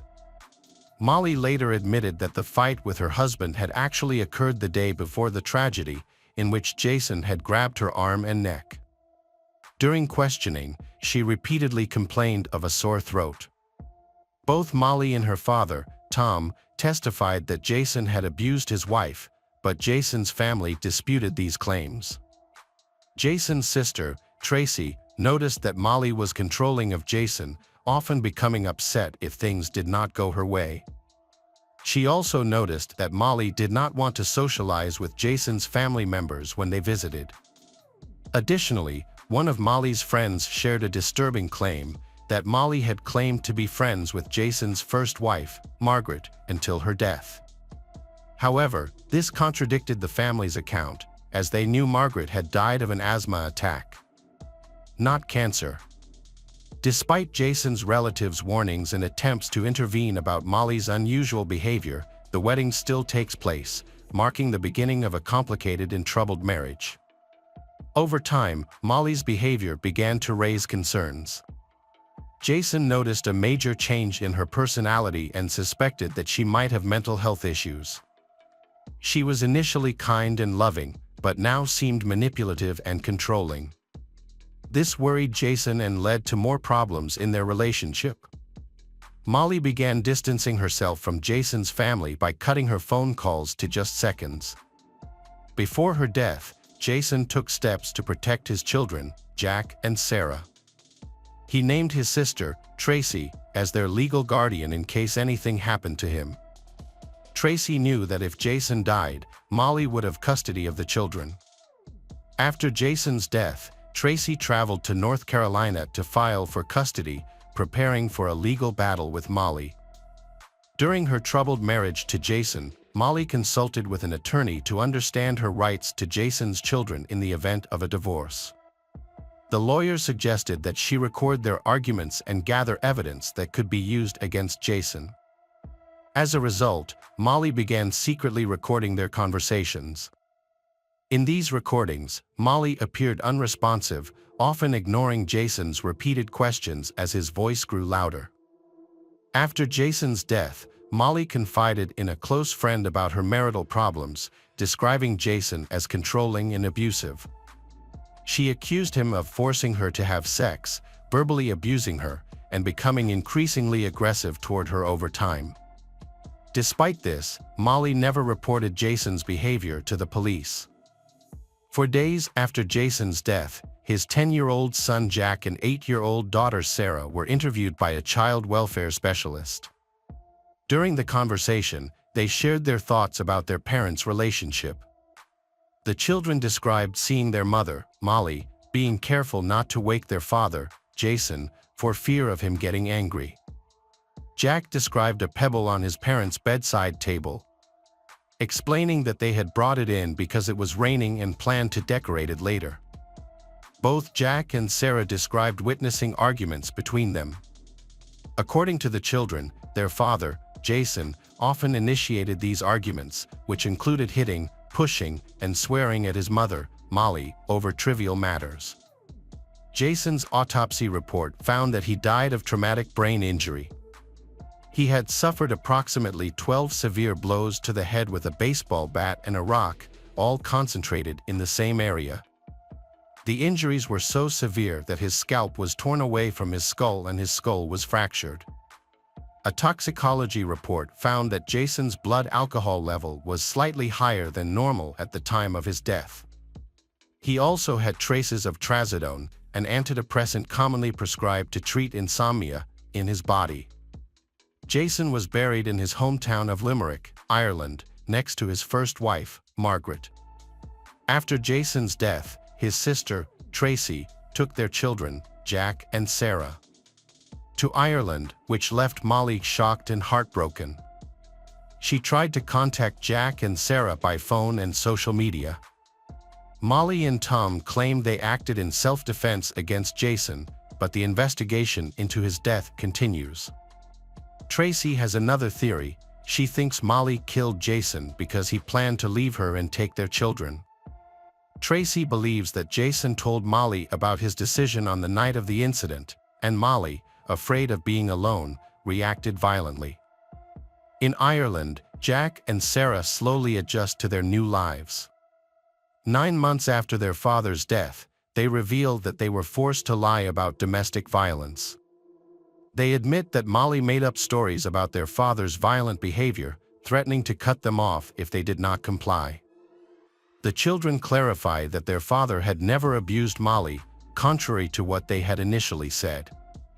During the investigation, Molly's past relationship with her ex-husband Keith Megan came to light. Keith shared some revealing details about Molly's past. The two met on a dating website and quickly fell in love, moving in together just 6 weeks later. Keith described Molly as independent, fun-loving, carefree and unconventional. However, she eventually confided in him about her struggles with bipolar disorder. Keith was not overly concerned by the revelation, as Molly was on medication and appeared to be fine, apart from occasional changes in her behavior when she missed a dose. These changes did not manifest as violence or outbursts, but rather as clingy behavior during arguments, such as refusing to let Keith leave. Additionally, Molly would often spend hours in the bath, followed by periods of sitting on the cold floor and crying. Despite the difficulties they faced, Keith and Molly continued their life together and decided not to have children at that time. However, Molly soon revealed that she was pregnant, which took Keith by surprise. As the sole breadwinner, Keith was struggling financially and did not feel ready to become a father. Keith eventually proposed to Molly and she happily accepted, but due to her health problems, Molly continued to take prescription medication, including antidepressants, sometimes up to 16 pills a day. This caused Keith to worry about the effects of the medication on their unborn child. In a tragic turn of events, Molly had a dream that she had lost her baby, and the next day the hospital confirmed that the fetus had died. The loss put further strain on their relationship. Molly fell into a state of grief and was diagnosed with major depression. Her parents began to view Keith negatively, seeing him as the cause of Molly's problems.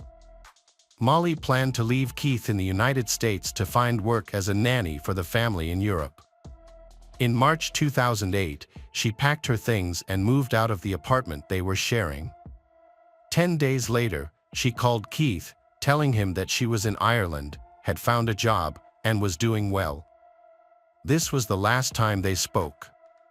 Years later, in October 2015, Keith received an email from a police officer in North Carolina revealing that Molly had kept her relationship with Keith and her move to Europe a secret. The email informed Keith that Molly's new husband, Jason Corbett, had been murdered.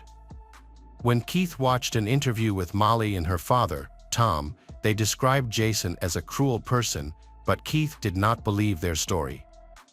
He thought their feelings seemed fake. In January 2016, Tom and Molly were charged with second-degree murder in Jason's death. At their trial in July 2017, Tom and Molly claimed they had acted in self-defense when they killed Jason. Tom said he had tried everything he could to keep himself and Molly safe. Tom admitted to beating Jason with a baseball bat, only stopping when he was sure Jason was no longer a threat. However, the prosecution argued that the severity of the attack showed a deep hatred for Jason rather than self-defense. Analysis of the bloodstains showed that some of the blows were delivered when Jason's head was between 30 and 50 centimeters above the ground, suggesting that Tom continued to attack even after Jason was no longer a threat. The presence of stains on Molly's nightgown near the area where Jason was struck suggests that she was nearby during the attack.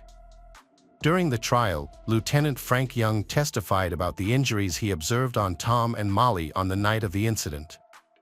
He stated that Molly had self-inflicted wounds to her neck, telling her to stop while he was taking notes on her injuries. Other than some dried blood on her face and hair, Lieutenant Young found no other injuries on Molly. Tom also had no injuries, only blood on his watch and under his fingernails. Notably, his glasses were not broken. Paramedic Amanda Hackworth also took the stand and described what she found when she arrived at the scene. When she examined Jason's body, she found that his torso was cold to the touch and had patches of dried blood. This contradicts Molly's statement that they called 911 immediately after Jason became unconscious. The police investigation discovered that Jason had a life insurance policy, with Molly listed as the beneficiary. Furthermore, it was revealed that Jason had financially supported Molly's parents. A neighbor of Jason's family testified at the trial. He recalled spending an evening with Jason from 3:30 p.m. to 8:30 p.m., drinking beer together. According to the neighbor, Jason seemed very relaxed at the time. The neighbor also witnessed Tom and his wife arriving at Jason's house and noted that Jason warmly welcomed them and helped them carry heavy luggage into the house. After 9 days of witness testimony, listening to arguments, and viewing haunting crime scene photos, the jury reached a verdict within 3 hours. The court found Molly Corbett and her father, Tom Martins, guilty of second-degree murder. Molly was sentenced to 20 years in prison, while her father was sentenced to 25 years in prison. As the verdict was read, Molly turned to her mother, expressing remorse.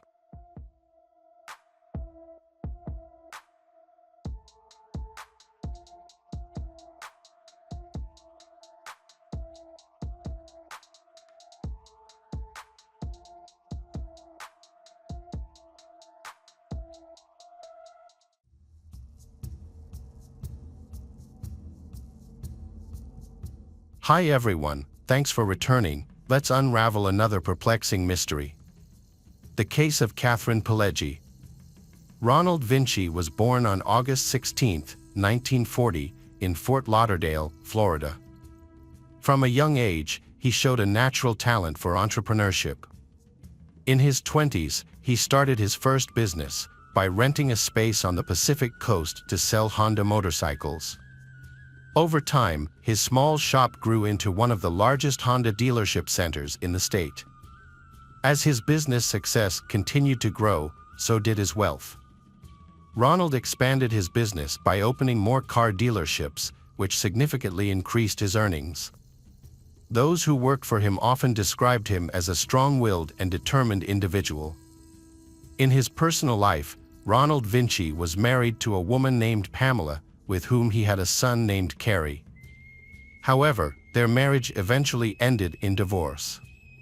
After his divorce, Ronald began living a more extravagant lifestyle, spending his wealth on luxury items such as expensive toys, airplanes, and helicopters. His passion for collecting aircraft led him to acquire a large hangar to house his extensive collection. Ronald simplified his daily commute to work by securing government approval to build a helicopter pad on his property, despite some of his neighbors opposing the idea.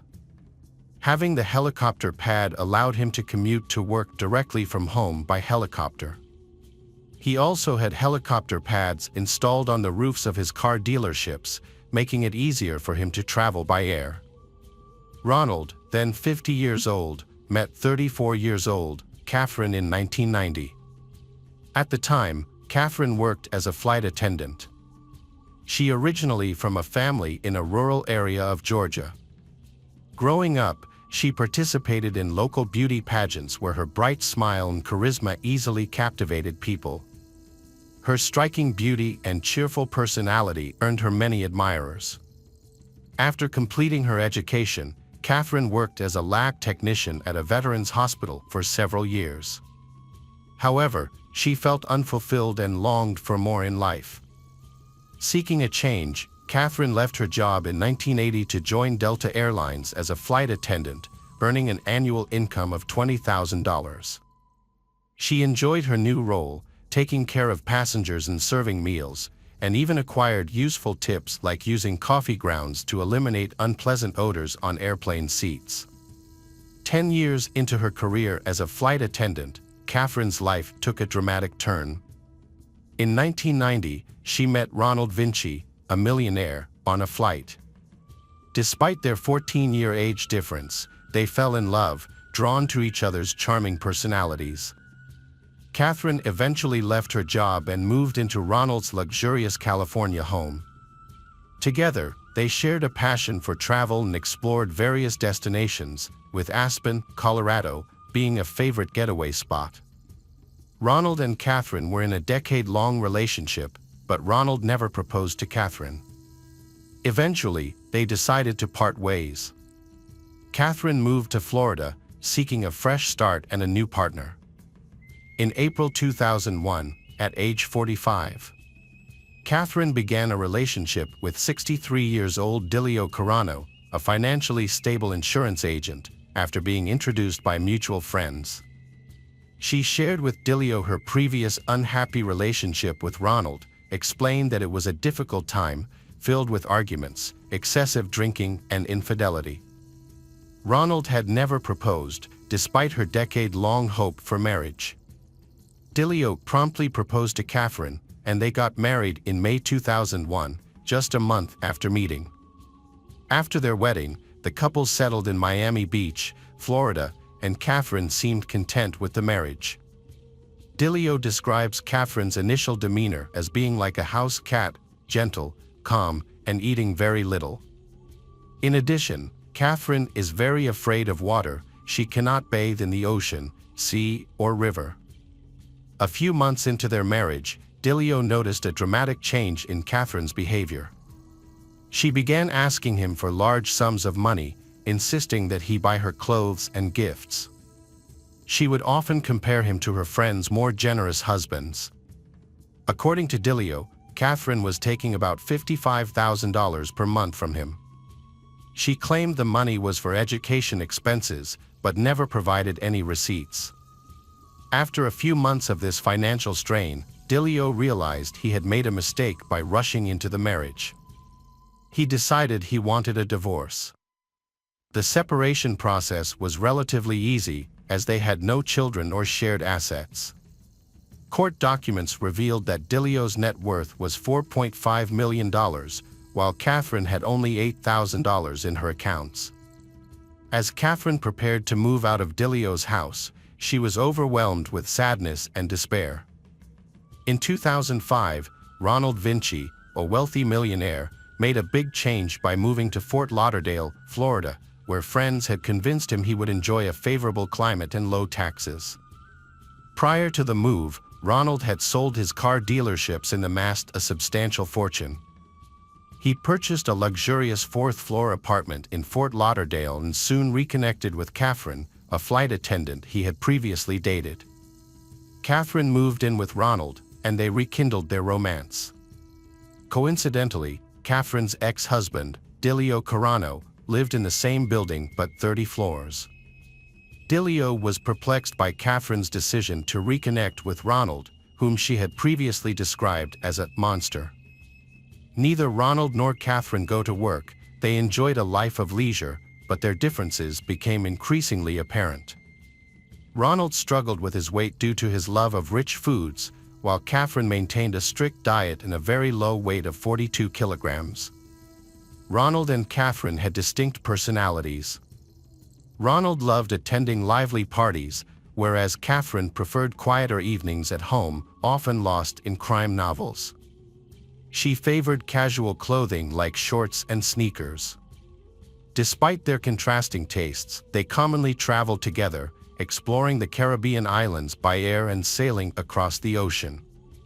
However, she struggled with aquaphobia, and her diary entries revealed her intense fear of the ocean. Ronald consistently encouraged Catherine to overcome her fear, and she made an effort to join him on these adventures despite her anxieties. This suggests Ronald had a strong influence over her.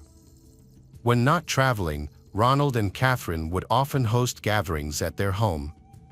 During these events, Ronald enjoyed great food and drinks, frequently ordering $1 tacos and strong beverages when out with friends at budget-friendly bars along the Fort Lauderdale waterfront. On occasion, he would embarrass Catherine by implying she was entirely dependent on him. Despite this, Catherine remained calm and composed. However, Catherine maintained her composure. She would quietly cater to Ronald's needs, especially when he had been drinking, by serving drinks and snacks and attending to his friends. Ronald's relationship with Catherine persisted for 5 years, despite his increasing hesitation to propose marriage. By 2010, he began sharing his feelings with friends, revealing his desire to end the relationship and find a younger partner. In early 2011, Ronald was hospitalized due to severe intestinal issues, which his doctors attributed to his years of excessive alcohol consumption. Prior to the hospitalization, Ronald had noticed an unusual change in the taste of his food, which sparked concern for his health. A friend joked that Catherine might have tried to poison him, but Ronald dismissed the idea without considering it seriously. Ronald's health issues mainly stemmed from his poor self-care. His frequent consumption of alcohol and pills, which he used to unwind and sleep, had severe negative effects on his body. Ronald Vinci purchased a $3 million waterfront home in Fort Lauderdale in June 2011, where he planned to spend his retirement. The 70-year-old millionaire looked forward to visits from his son, Kerry, and his grandson. Kerry worked as a waiter, a job that Ronald often teased his about, Ronald jokingly suggesting he was holding out for his inheritance. Tragedy struck on the afternoon of June 28, 2011. When Ronald's gardener called 911, reporting an incident at the mansion.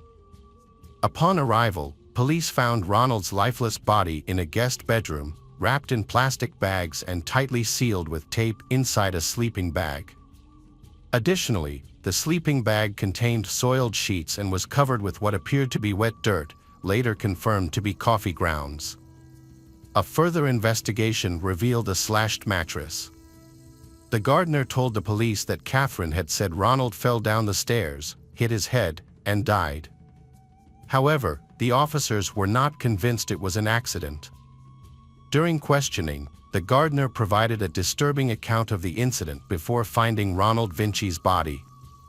When the gardener arrived at the Ronald residence in the morning, after receiving an urgent call from Catherine late at night, he was met with an horrific scene. Ronald's lifeless body was wrapped tightly in a sleeping bag in a guest bedroom. Catherine, visibly upset, begged the gardener to help her bury Ronald, revealing that Ronald wanted to be laid to rest in the ocean after his death. To fulfill this wish, Catherine had bought a blue container for Ronald's body, intending to take it out to sea on Ronald's yacht. Catherine had already stored the container in her garage before authorities were notified by the gardener. The medical examiner's thorough examination revealed horrific findings. 70-year-old Ronald had suffered from 9 stab wounds to his chest and neck, had injuries consistent with being hit by a hammer, and was ultimately killed by a gunshot wound to the head. Earlier, on the evening of June 27, friends gathered at Ronald's house. Catherine prepared a meal for the guests, while Ronald served drinks. The evening seemed normal at first, but it quickly turned into a tragic one. On the evening in question, Ronald reported that his passport and one of his pistols were missing during dinner. He also complained about the food, saying it was unusually bitter. Feeling unwell, Ronald unexpectedly went to bed at 7:30 p.m., a departure from his usual late-night routine. His friends found this early bedtime suspicious and eventually left his house. Later that night, Catherine was brought in for questioning. In her confession, she described a confrontation with Ronald, which occurred around 1 a.m. on June 28. According to she, a drunk Ronald woke up and began verbally insulting her. The situation escalated, resulting in Ronald chasing her down the stairs. However, he lost his balance, stumbled, and fell, hitting his head severely. Catherine claimed that she helped Ronald up and led him to a guest bedroom on the first floor. After cleaning the blood stains on the stairs, she checked on him a few hours later and found him asleep with a loaded gun. Catherine stated that she feared for her life, believing Ronald might kill her. In a state of fear and desperation, she grabbed the gun and shot Ronald in the head. During the interrogation, Catherine explained her actions, saying she was consumed by fear and anger, feeling as though her soul had left her body. After the shooting, Catherine further injured Ronald by stabbing him with a knife and hitting him with a hammer.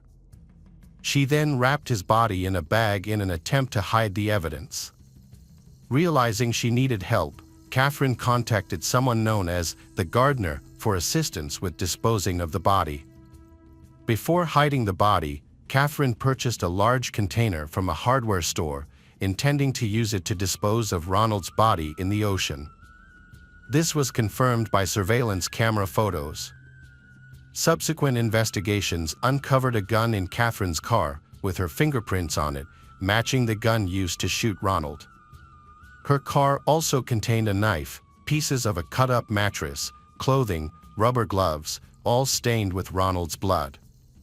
Catherine was arrested and charged with first-degree murder. Just a month before the crime, she had been involved in a dispute with her sister. Catherine's sister claimed that she had borrowed money and refused to pay it back. But she maintained that the money was a gift and therefore did not owe her sister anything. Ronald's neighbors reported hearing screams coming from his house on the night of the murder. Additionally, a witness spotted a white vehicle with a large trailer near Ronald's house early in the morning. The car belonged to the gardener. According to Ronald's friends, he had been trying to end his relationship with Catherine for some time. The couple had been experiencing marital problems, including a lack of intimacy, and had been sleeping in separate rooms for months. In an attempt to finalize the separation, Ronald had tried to give she $1 million, just weeks before the tragedy, asking her to leave their house permanently. Prosecutors suspect Catherine's main motive was fear of losing her wealthy partner, Ronald. In contrast, Catherine's defense team argued that she was a victim of severe abuse and had acted in self-defense. Several questions arose during the trial, including why Catherine didn't immediately contact the police, why she initially lied about the incident, and why she endured years of abuse without leaving Ronald. Catherine's relatives testified in her defense, and a court psychiatrist identified signs of domestic abuse. However, none of Ronald's close friends or associates witnessed or reported any mistreatment in their relationship. Instead, they described she as calm and content, never complaining about her life. During the trial, Catherine made a surprising accusation against Ronald, claiming that he was responsible for the sudden and mysterious death of her younger sister, Angela, in December 2009. Catherine, Ronald, and Angela went on a Caribbean cruise together. Angela struggled with substance abuse and, during a party on the ship, she drank excessively, leading to severe illness and intense convulsions. In an attempt to save her sister, Catherine performed CPR, but unfortunately, Angela's heart stopped and she passed away. It was later discovered that Ronald had given Angela some pills on the evening of the cruise, which allegedly were intended to help her relax. Catherine strongly believed that these pills played a role in her sister's death. However, in an unexpected turn of events, Catherine was found guilty of Ronald's murder in 2014. The jury delivered a verdict that resulted in Catherine being sentenced to 25 years in prison. She is currently serving her sentence at the Lel Correctional Institution in Marin County, Florida, and is set to be released in January 2034 at the age of 77.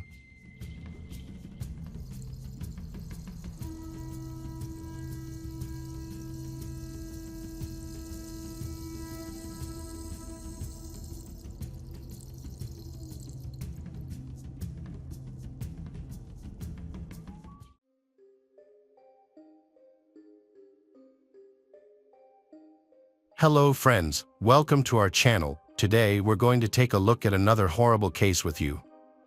The case of Zhu Ling. The story begins at a prestigious event at Tsinghua University, often referred to as the Harvard of China. The university has teamed up with the Beijing Symphony Orchestra to stage a performance. The audience is dressed in formal attire, with the men in dark suits and the women in beautiful evening gowns, all chatting politely as they take their seats in the Grand Theater. Zhu Ling, a student from Tsinghua University, is set to take the stage that evening. For Zhu, her assignment is to play a 6-minute solo on the guqin, a traditional Chinese instrument. This performance will be a defining moment for her future career. The audience, which includes professors, bosses, and benefactors, is vital to her career prospects, and she needs to engage them and leave a lasting impression with her performance. The guqin is a derided instrument favored by intellectuals. In Chinese culture, guqin players are often considered refined and gentle. A Song Dynasty guqin sold for $22 million, making it one of the most valuable musical instruments. In the days leading up to the event, stress-induced stomach aches and blurred vision took their toll on her health. Zhu's friends gathered near the stage, their anxiety evident as they watched her prepare to perform. For 2 months, Zhu had devoted herself to this moment. When Zhu stepped onto the stage, bowed to the audience, and began to play the guqin, her friends held their breath. But as the music filled the theater, their tension disappeared. Zhu's stage presence was captivating, her hands moving gently, creating beautiful sounds that echoed in the hearts of the audience. Some of her friends were deeply moved, tears rolling down their faces. The 6-minute performance ended and the audience applauded enthusiastically. Zhu bowed to the audience, smiled, and walked off the stage. Her best friend was in the crowd, proudly applauding enthusiastically. Because the hard work of practicing had left her completely exhausted, that night, Zhu Ling decided to skip the celebration and go home to rest. When she went to take a shower, standing under the cool water of the shower, washing her hair, she caught a glimpse of a strand of hair floating on her hand. Panicked, she ran her hand through her hair and touched her scalp. She quickly pulled back the shower curtain and ran to the mirror to check. Zhu's reflection in the mirror showed a face of exhausted exhaustion, with uneven bald patches that looked like they had been shaved off carelessly. But that was just the beginning.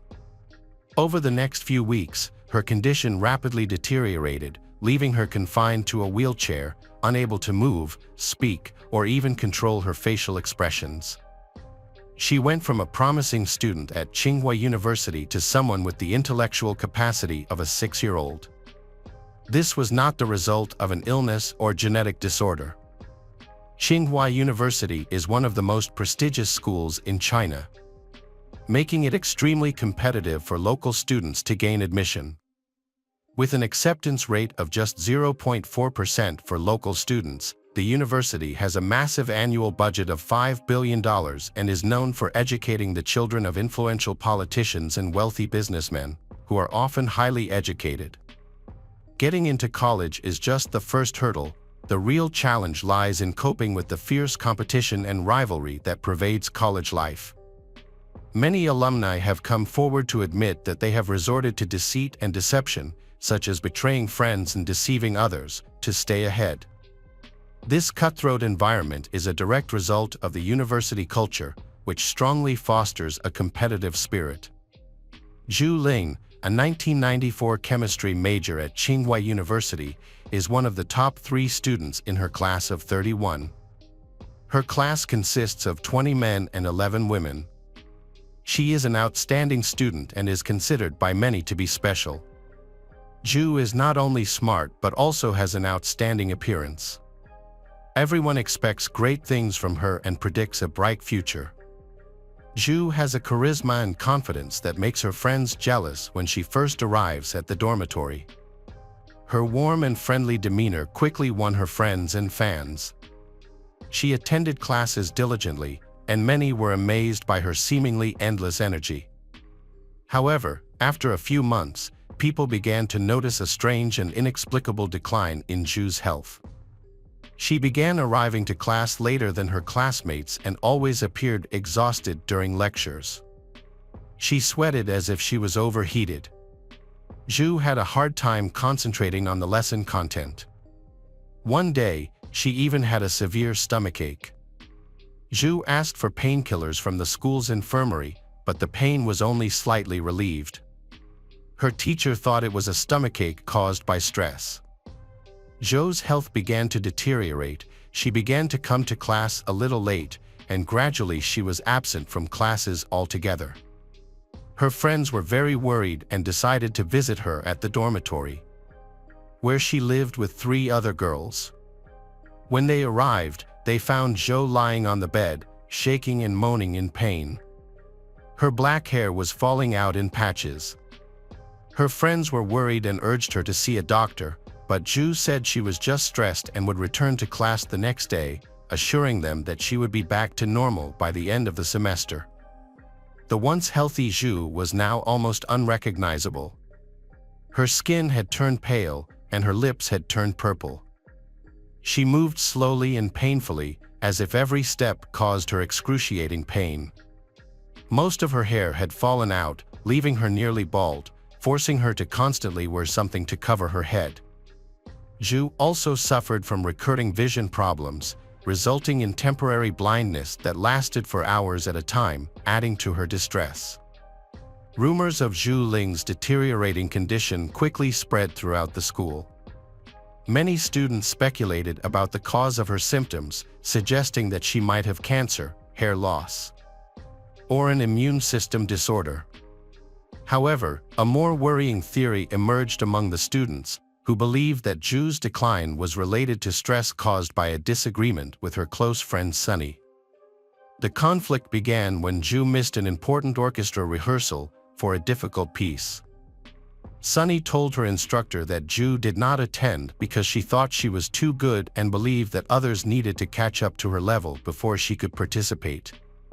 The revelation of Sunny's malicious comments was extremely difficult for Zhu to accept.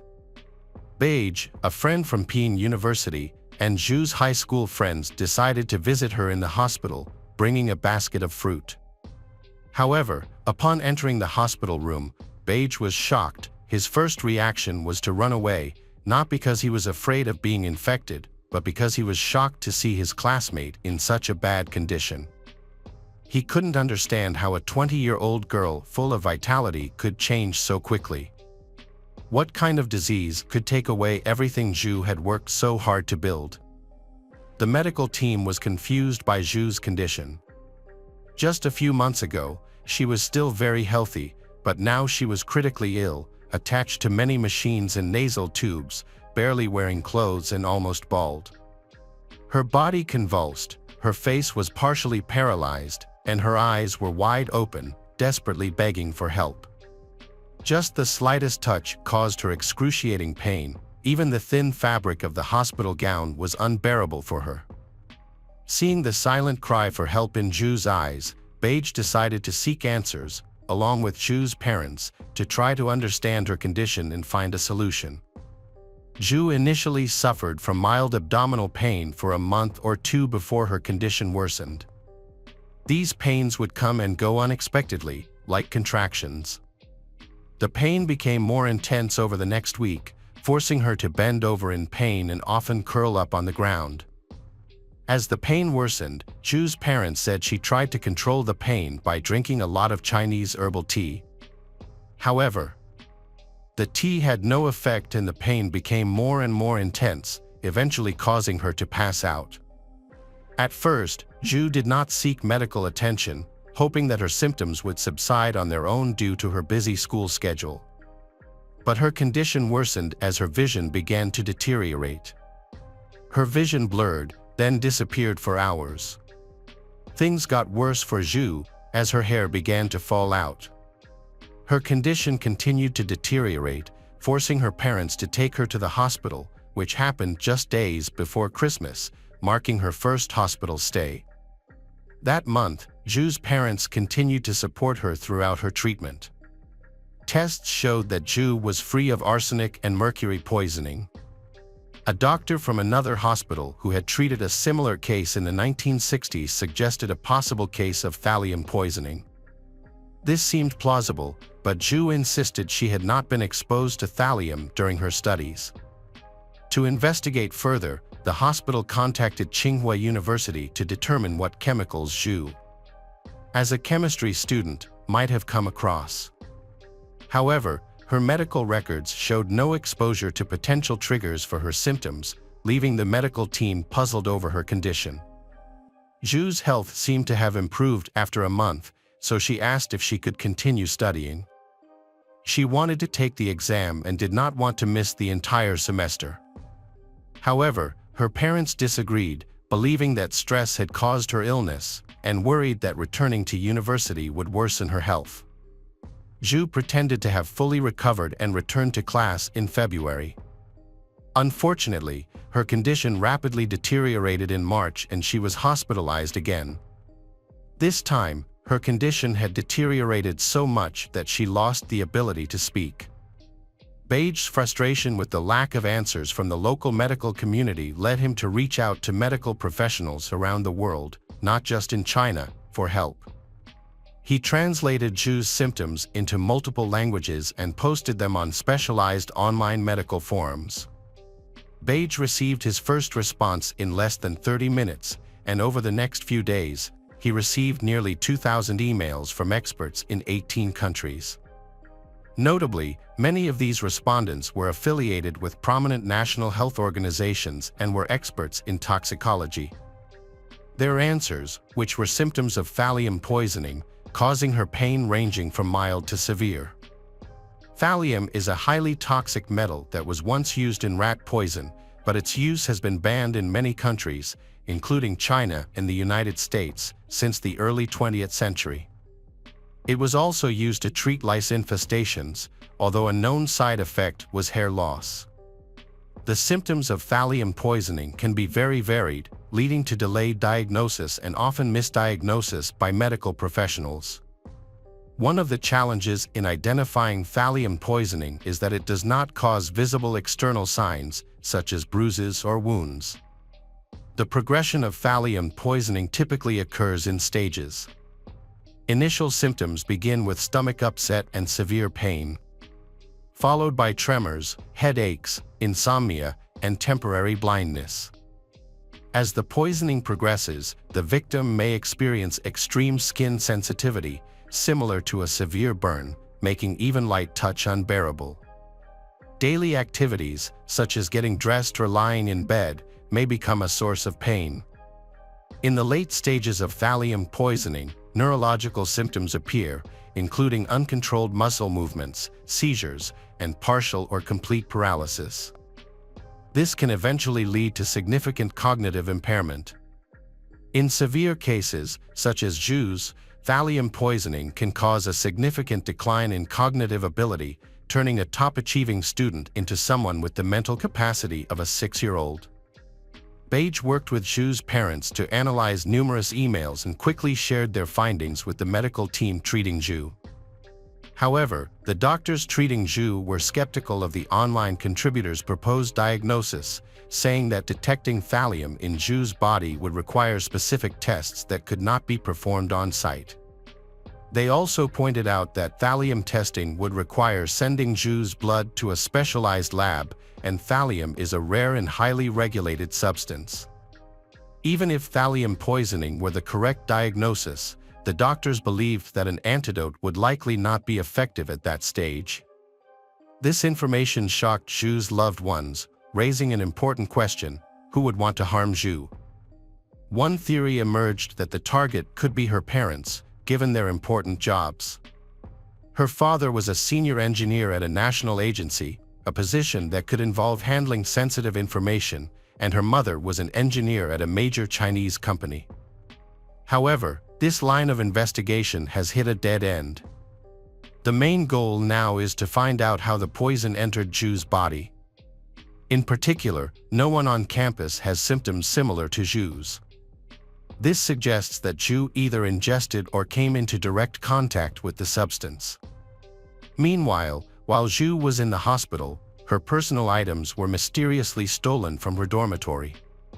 The stolen items included shampoo, contact lens case, lipstick, body soap, and even her water cup. Furthermore, the perpetrators seemed to be interested only in Zhu's belongings, marking a strange and unprecedented incident in the dormitory of such a prestigious university. Since there were no surveillance cameras on campus at the time, an investigation was needed to find out the answer. Because students are housed in separate rooms by gender, only current female students at Tsinghua University are allowed to enter the female dormitory. Neither alumni, graduate students, nor professors are allowed to enter the dormitory housing more than 100 young female students. During the investigation, the police investigated more than 20 suppliers of thallium, a toxic substance used in the production of optical lenses, electronic devices, and other products. The police scrutinized the procurement records and discovered that one supplier had supplied thallium to the chemistry department of Tsinghua University for research purposes. The investigation found that only a small group of people at the university had access to the thallium, namely 2 professors, 3 graduate students, and 2 seniors. It is likely that the criminals were involved in these experiments, so they had the opportunity to obtain the thallium and had the opportunity to take personal belongings from Zhu's dorm room. As the investigation continued, the professors and graduate students were quickly eliminated as suspects because they were not allowed into the female dormitory. This left 2 senior students as prime suspects, 1 male and 1 female. However, since male students were not allowed into the female dormitory, everyone turned their attention to the female student. Surprisingly, this student was revealed to be Zhu's close friend Sunny, who is now the prime suspect in Zhu's case. Mutual friends of Sunny and Zhu mentioned that Zhu had recently won against Sunny in the student election. Sunny was known to not accept defeat easily. She was argumentative by nature and had cheated on Zhu several times. As Zhu achieved more success and recognition, Sunny became increasingly agitated. The final straw was Zhu's stellar performance at the Beijing Symphony Hall, which further strained their relationship. Zhu's exceptional beauty, talent, and admiration from both her peers and faculty may have fueled Sunny's jealousy, leading to the heartbreaking incident. Sunny was interrogated for 8 hours before her parents took her home. Her family is influential at Tsinghua University, with her father a key figure in the Democratic Revolutionary Committee and her grandfather a former vice president. Most of her relatives hold government or academic positions at top state universities. As a result, Zhu's case remains unsolved. Sunny maintains her innocence, claiming that the police have cleared her of all suspicion. However, she changed her name and date of birth, married an American, and moved to the United States. Zhu's condition, on the other hand, was worsened by the late diagnosis of thallium poisoning. By the time the diagnosis was confirmed, the thallium levels in her body were already alarmingly high, and treatment with the antidote Prussian blue was ineffective. The poisoning left Zhu permanently disabled, with irreversible nerve damage, resulting in the mental capacity of a 6-year-old child. Zhu's family received $14,000 in compensation from the hospital for mishandling her medical records, and the police quietly closed the investigation without informing them. Zhu Ling survived the incident for 50 years, but the perpetrators were never brought to justice.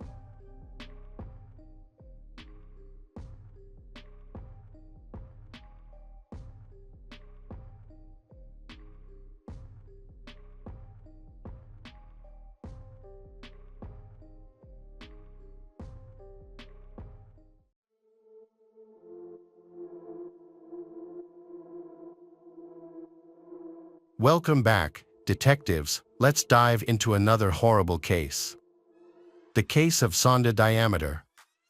In December 2018, a group of college students brought their 20-year-old friend Sonda Dia to the emergency room in critical condition.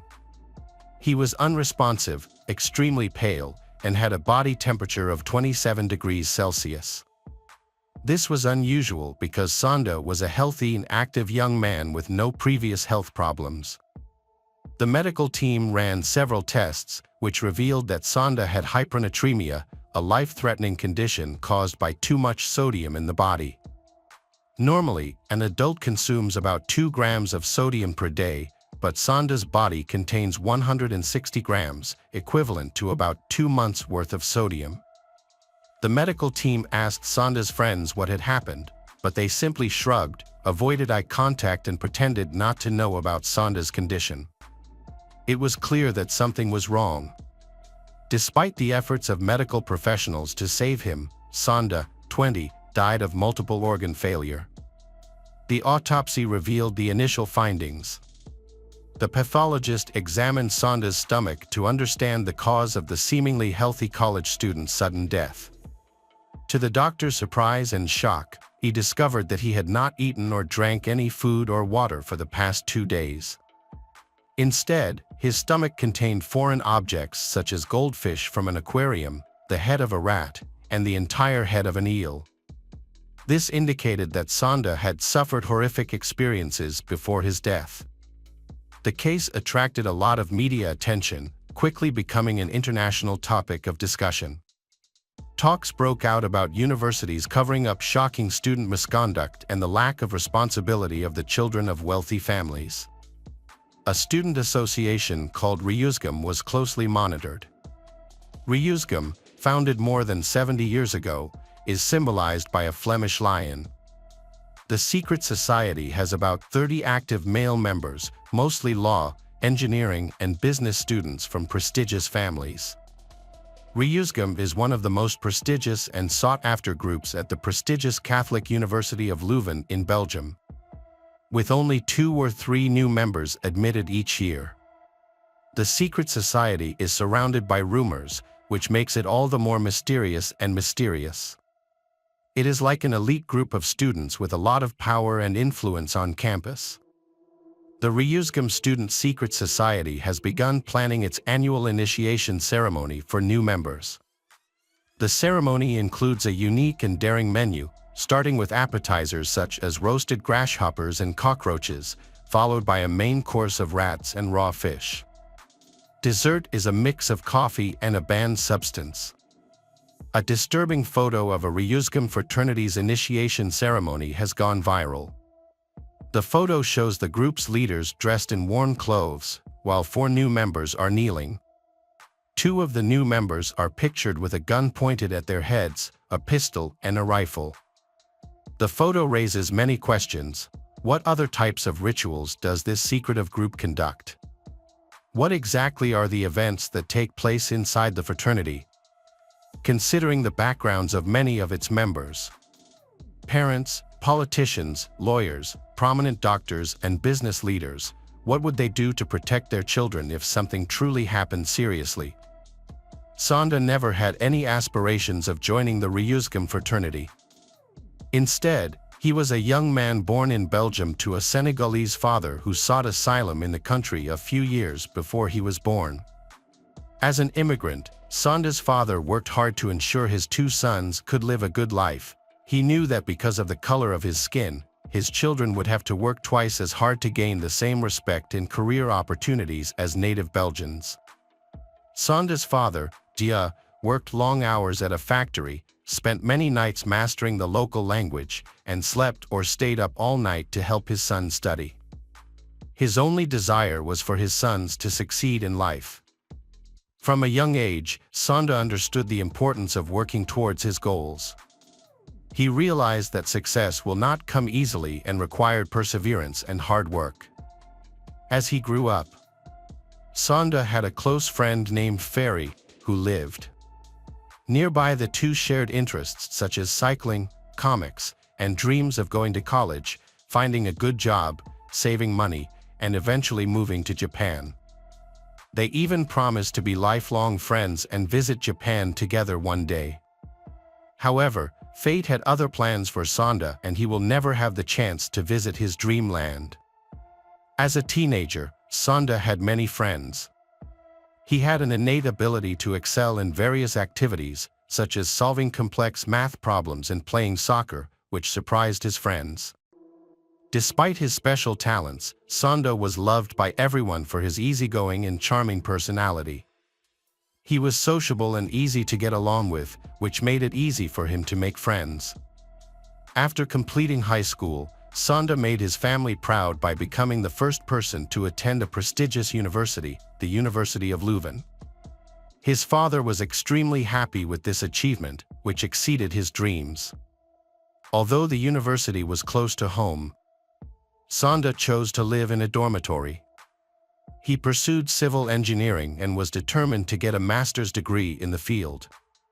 Sonda's maturity and ambition drove him to make his father proud. His ultimate goal was to graduate, secure a high-paying job, and allow his father to retire, repaying the sacrifices he had made for his children's future. By 2018, Sonda was in his third year of a 5-year program and was already thinking about his career after graduation. In order to achieve his goal of securing a high-paying job to support his family and pay the bills, he stayed away from parties and focused on finding a job. Realizing that his skin color could be a hindrance in a predominantly European industry, and with his high academic achievements, communication skills, and hard work, he realized that building relationships was important. This realization leads him to consider joining the Ryuzgam, a group that has important connections and is essential to his career. Joining the Ryuzgam seems to be a strategic decision. Many of its members come from prominent families, which makes Sonda's decision to apply a surprise to his friends, except for his brother, who understands the potential career advantages of the organization. However, his childhood friend Ferry has reservations about these groups and even tries to dissuade Sonda from joining, seeing it as a potentially dangerous move. If Ferry had known the tragic outcome that would befall Sonda, he would never have stopped trying to stop him. Sonda's decision to join Ryuzgam was not an impulsive one, he considered it carefully. With 2 years left until the end of his studies in 2018, he weighed the pros and cons before making his final decision. Sonda was then one of 10 students who successfully passed Ryuzgam's rigorous selection process. Of these 10, only 3, including Sonda, advanced to the final selection stage. In the first stage, Ryuzgam members screen out candidates who do not match their interests, personalities, or communication styles. Once the final 3 are narrowed down, the real challenge begins. We'll spend 2 months rigorously evaluating the 3 selected, culminating in a 2 to 3 day selection ceremony. During this intense evaluation process, the recruits are subjected to constant, relentless humiliation and complete dependence on the members of the Ryuzgam society. Sonda learns about the brutal initiation rituals of the society, but he is willing to go through with it for the promise of a better future. Like the other 2 candidates, Sonda understands that the process will be difficult and push them to their limits. However, no one anticipates risking their lives in such situations. Sonda's school friend, who belongs to another society, has his own views on the Ryuzgam initiation activities. He sees it as a challenging test of endurance, brotherhood, and self-control. Although he admits that it is difficult, he believes that it is a necessary experience and will ultimately be rewarding. However, Sonda has a very horrifying experience. He is forced to drink too much alcohol. What was even more disturbing was that he was forced to drink the urine of existing members of the society. Sonda and the other newcomers were constantly insulted. Sonda had the worst of it. He was ridiculed for the color of his skin, which made his experience even more unpleasant. In October 2018, the society held a large event at the Student Union building. New members, including Sonda, were forced to kneel and take turns drinking large amounts of strong alcohol. Despite this, the newcomers were still forced to clean up the place. They stumbled across the floor, trying to clean up their own and others' vomit. The experience was traumatic and humiliating for Sonda and the other new members. That night, the 3 new members were ordered to clean up, but the Ryuzgam brothers had other plans. They decide that only the dark-skinned man, Sonda, will be cleaned, citing historical precedent where dark-skinned men served white men. Sonda feels powerless to protest, but he is determined to overcome it. Knowing that this situation will eventually end, Sonda worked hard to be accepted into the society, but at the age of 20, he was still quite naive. Despite the pain he had gone through, Sonda continued to attend the society's meetings. Sonda loved his father, who had sacrificed a lot for his education, and Sonda was determined to make him proud. Sonda hoped that the humiliation would end once he passed the final hurdle. The Ryuzgam Society, which has a history of over 70 years, had only 2 members of African descent. In 2015, a dark-skinned student was inducted, and Sonda was about to become the second person to undergo the final initiation ceremony, also known as baptism. On December 4, 2018, the initiation process for new members began at 4 p.m. In the first challenge, 3 candidates, including Sonda, wear long, flowing white robes and walk into town with bouquets of flowers. Their goal is to sell as many flowers as possible by the end of the challenge. The person who sells the fewest flowers is punished. These punishments include drinking yogurt and other unpleasant substances. Sonda ends up in last place, selling 30 fewer roses than his competitors. This leads to his punishment, where he is forced to drink a significant amount of alcohol, affecting his ability to speak. The initiation moves into the second phase. The new members, now kneeling, are asked simple questions. However, by 7 p.m., the members of the association have become less tolerant of Sonda's inability to answer these questions clearly. Unsurprisingly, he is defeated by the other competitors and faces further punishments. His punishment was to drink 1.5 bottles of gin. His body, not used to the large amount of alcohol, began to react painfully. His stomach was filled with the alcohol he had drunk.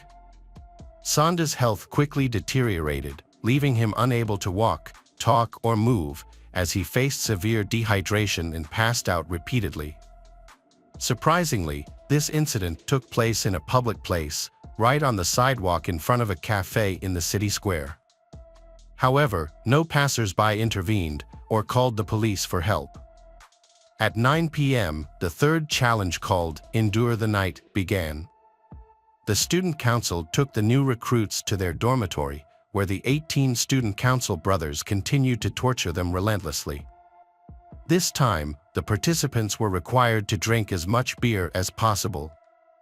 By the end of the ordeal, all 3 participants were unconscious, although they were still breathing. However, this did not stop the continued abuse.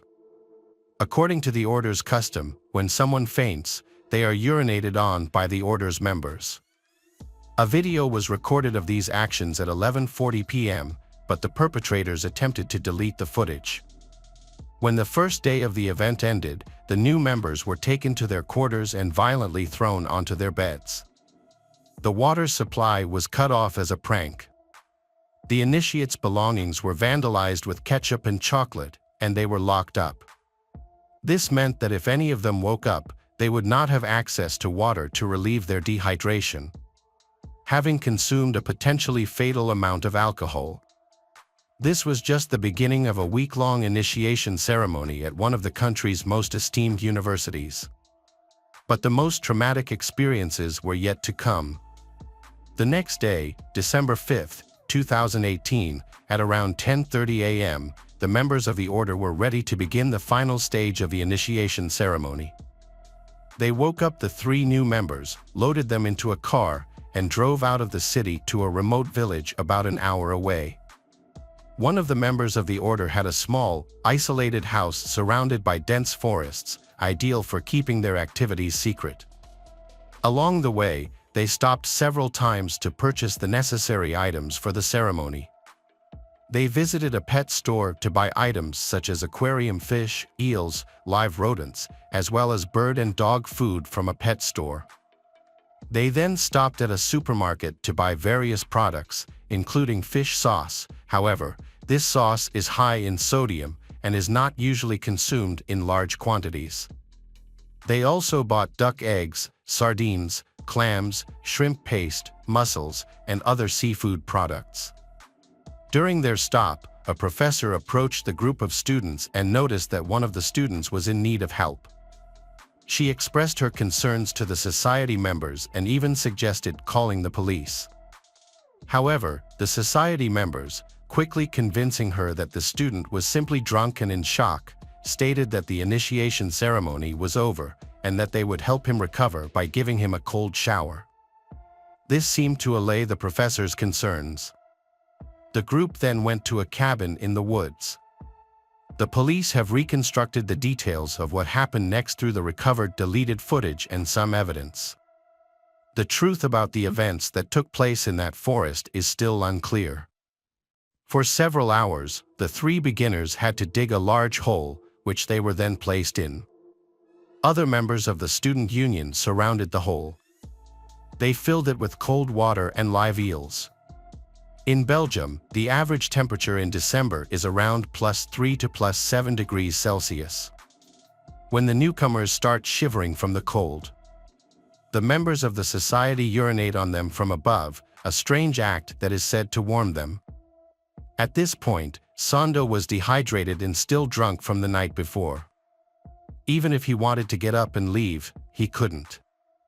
Normally, if a new initiate wanted to stop, he would just ring a bell placed at the edge of the pit, but this time the bell had been removed, leaving Sanda with no way to indicate that he wanted to stop. His physical condition, unable to stand or speak, left him helpless. The three new members, exhausted and drunk, were forced to sit in ice water and endure the urination and defecation of the members of the order. They were then forced to bite the heads of rats and eels that lived in the water and drink fish oil. After 6 hours of enduring these brutal conditions, Sanda's body began to weaken and he passed out. Finally, he was taken out of the water, dressed in dry clothes, and placed next to the fire. As he curled up on the ground for 2 hours, the initiation ritual continued around him. As Sanda's health deteriorated, instead of seeking immediate medical help, the fraternity members spent their time taking pictures and recording Sanda's painful images and sounds. Sanda's body was now reacting violently to the excessive sodium intake, leading to high blood pressure and a nosebleed. Sanda then passed out. Time passed. It wasn't until 8:57 p.m. that one of the fraternity members decided to call an ambulance. The students then drove Sanda to the hospital, but instead of placing him safely in the back seat, they deliberately placed him in the trunk to avoid dirtying the car's interior. Upon arriving at the hospital, the association members deliberately withheld important information from the medical team regarding Sanda's diet and recent alcohol consumption.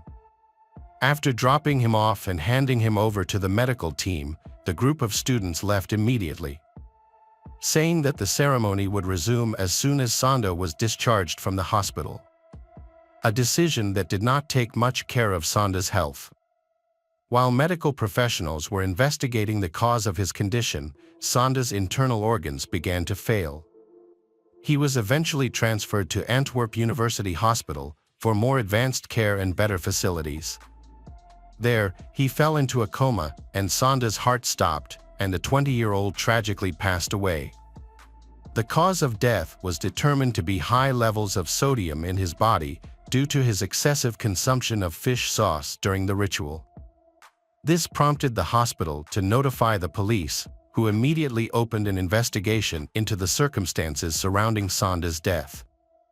As news of Sanda's death spread, 2 other ritual participants were rushed to the hospital at 10:40 p.m. after their conditions worsened. Their parents also rushed to the hospital upon learning of their child's serious condition. Meanwhile, the members of the cult attempted to cover their tracks by destroying all evidence. They filled in a trench used in the ritual, cleaned up the room where they used ketchup and chocolate, turned on the water supply, and deleted incriminating messages, photos, and videos from their phones.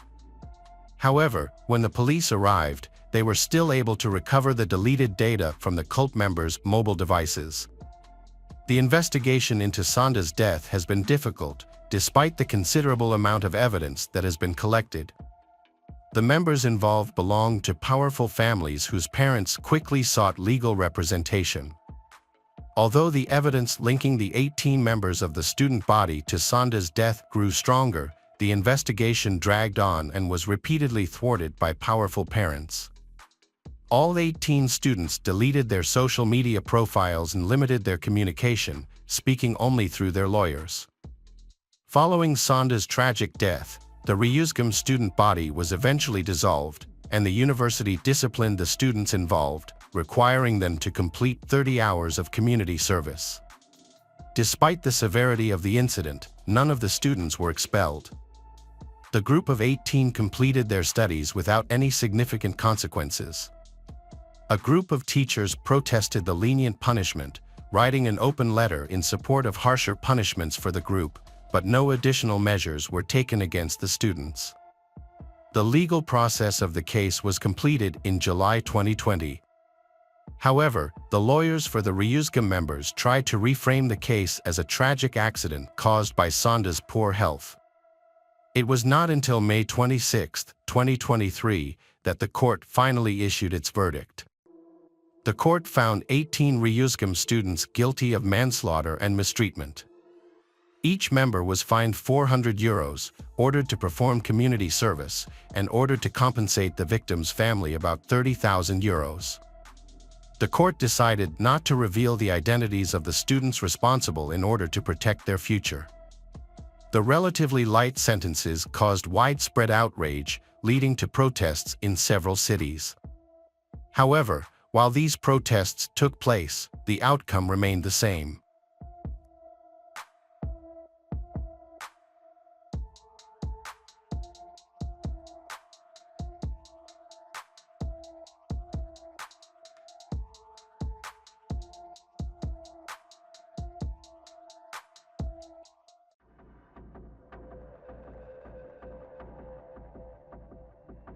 Hey detectives!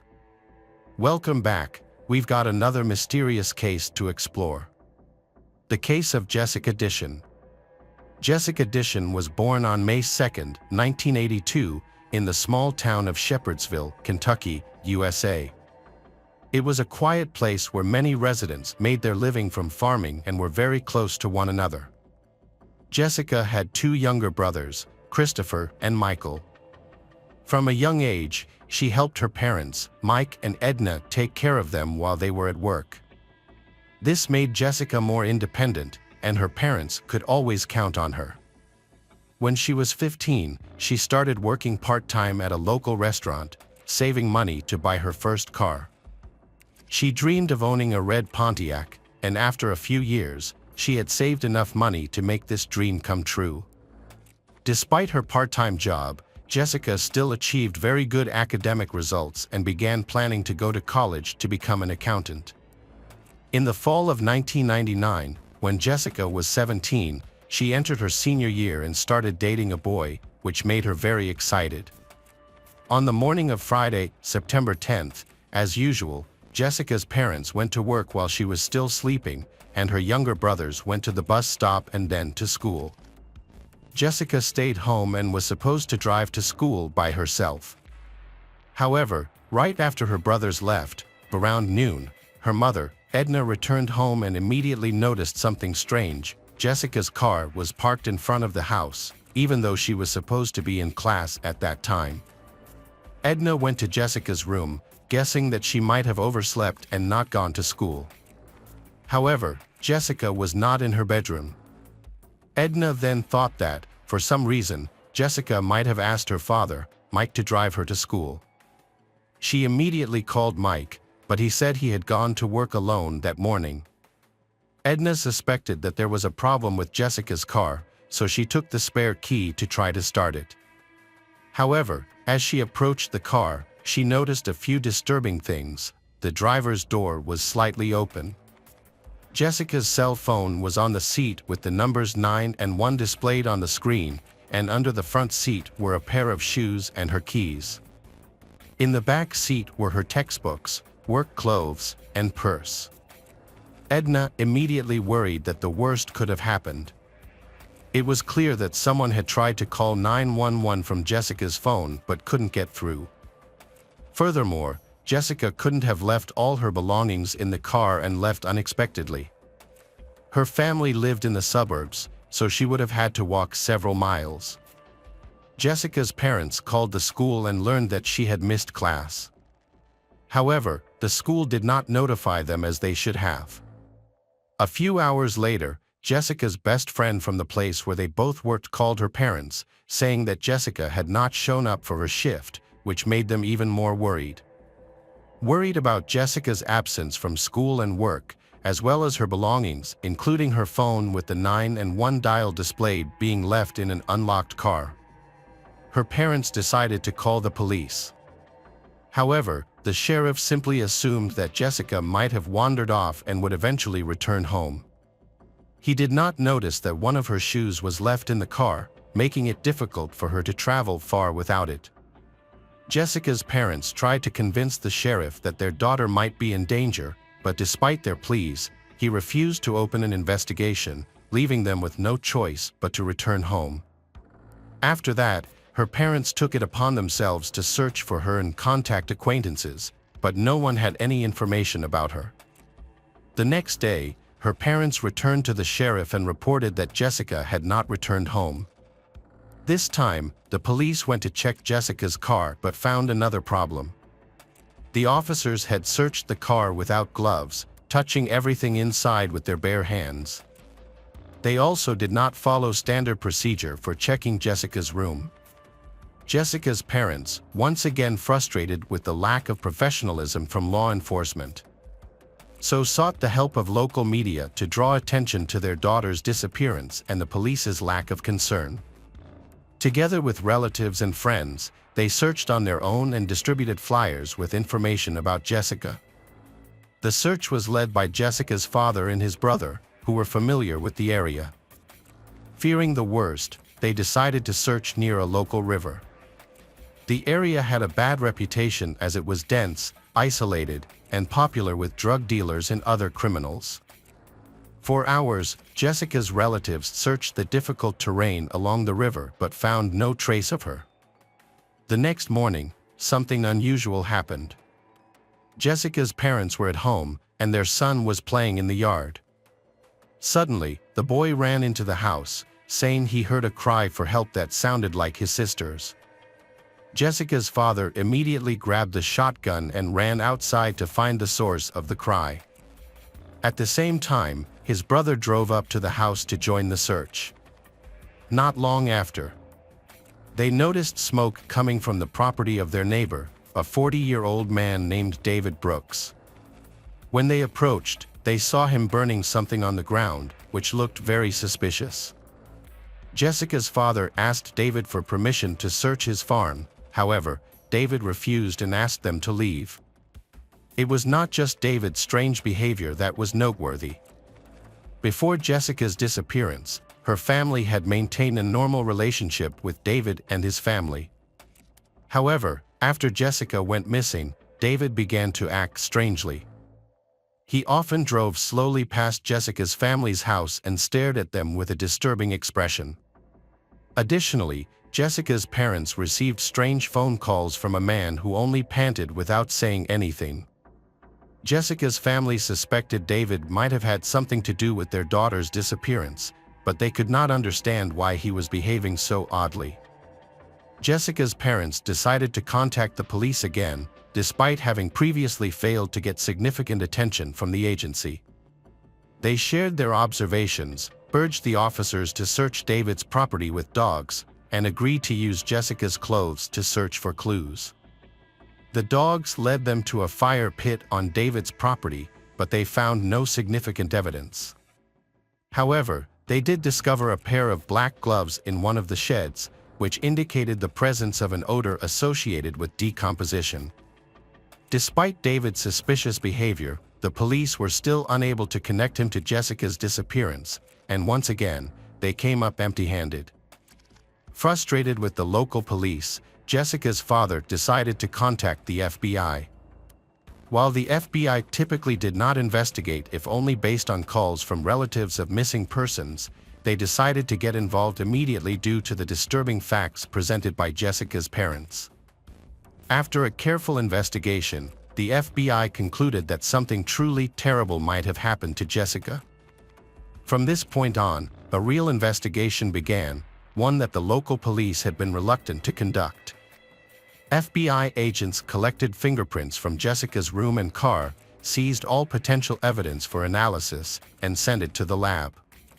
They also organized an extensive ground search using helicopters and gathered volunteers. Additionally, they thoroughly examined the bottom of the pond near Jessica's house, considering the possibility that her body might be there. FBI agents conducted a thorough search of David's farm and found a printed photo of Jessica. After this discovery, detectives were almost certain that David was involved in her disappearance. They also suspected his 35-year-old brother, Joseph, because he acted strangely while police were searching his property. Although investigators did not find enough evidence to arrest the brothers, they focused their efforts on thoroughly searching the area, as it was becoming increasingly likely that Jessica was no longer alive. On September 27, 17 days after Jessica went missing, police received a call from a woman driving along the road near where Jessica's father had been searching for her. The woman had seen a strange object near a tree on the side of the road and decided to check it out. The woman was shocked to discover it was a body. She immediately called the police. The FBI arrived at the scene and confirmed that the body was that of a young woman who was missing several fingers and toes. She had been bound with a rope that had traces of red and silver paint on her feet, and some of her clothing was also missing, suggesting that she had been sexually assaulted. Unfortunately, the state of decomposition of the body made it difficult to identify the victim. The police went to Jessica's home and asked her parents to assist in the identification process.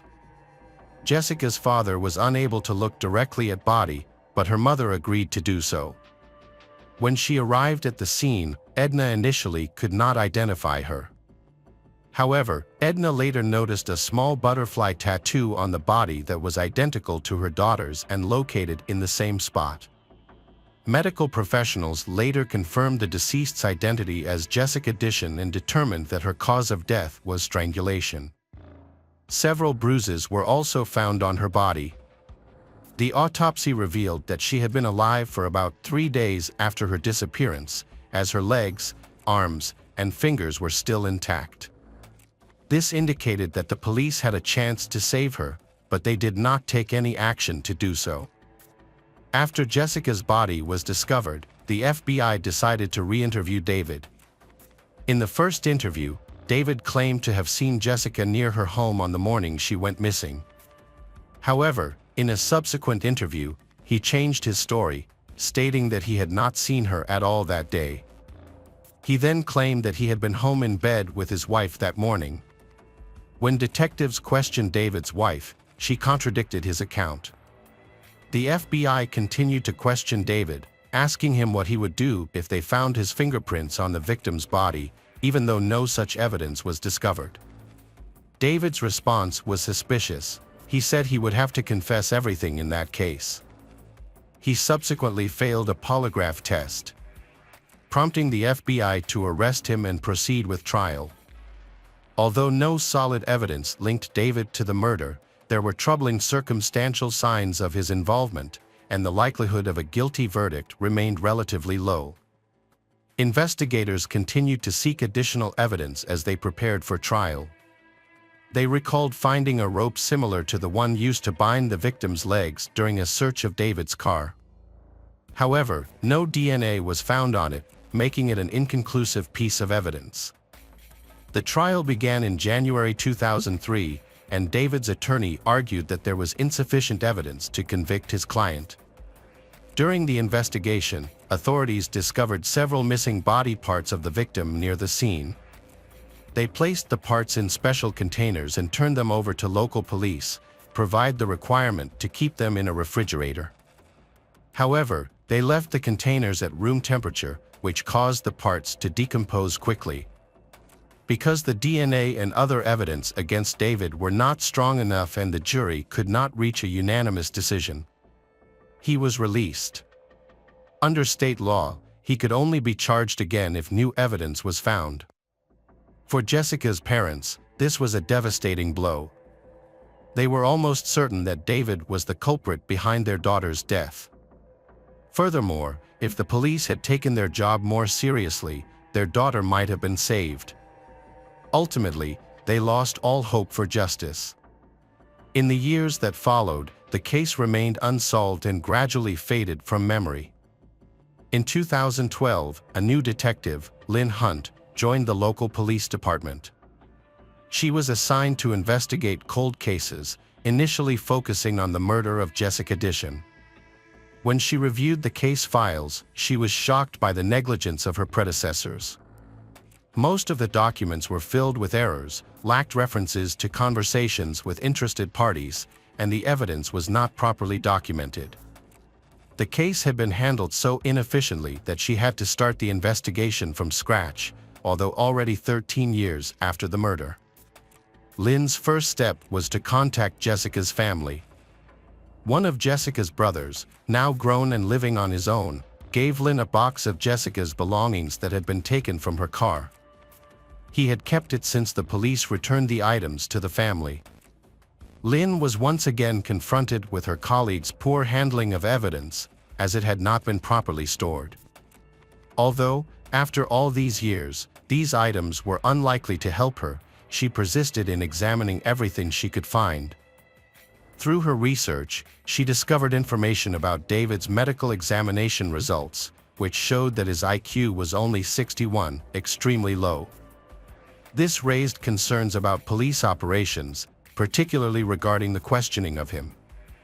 Based on his significantly low IQ, he may not have fully understood the questions and may have given incomplete answers.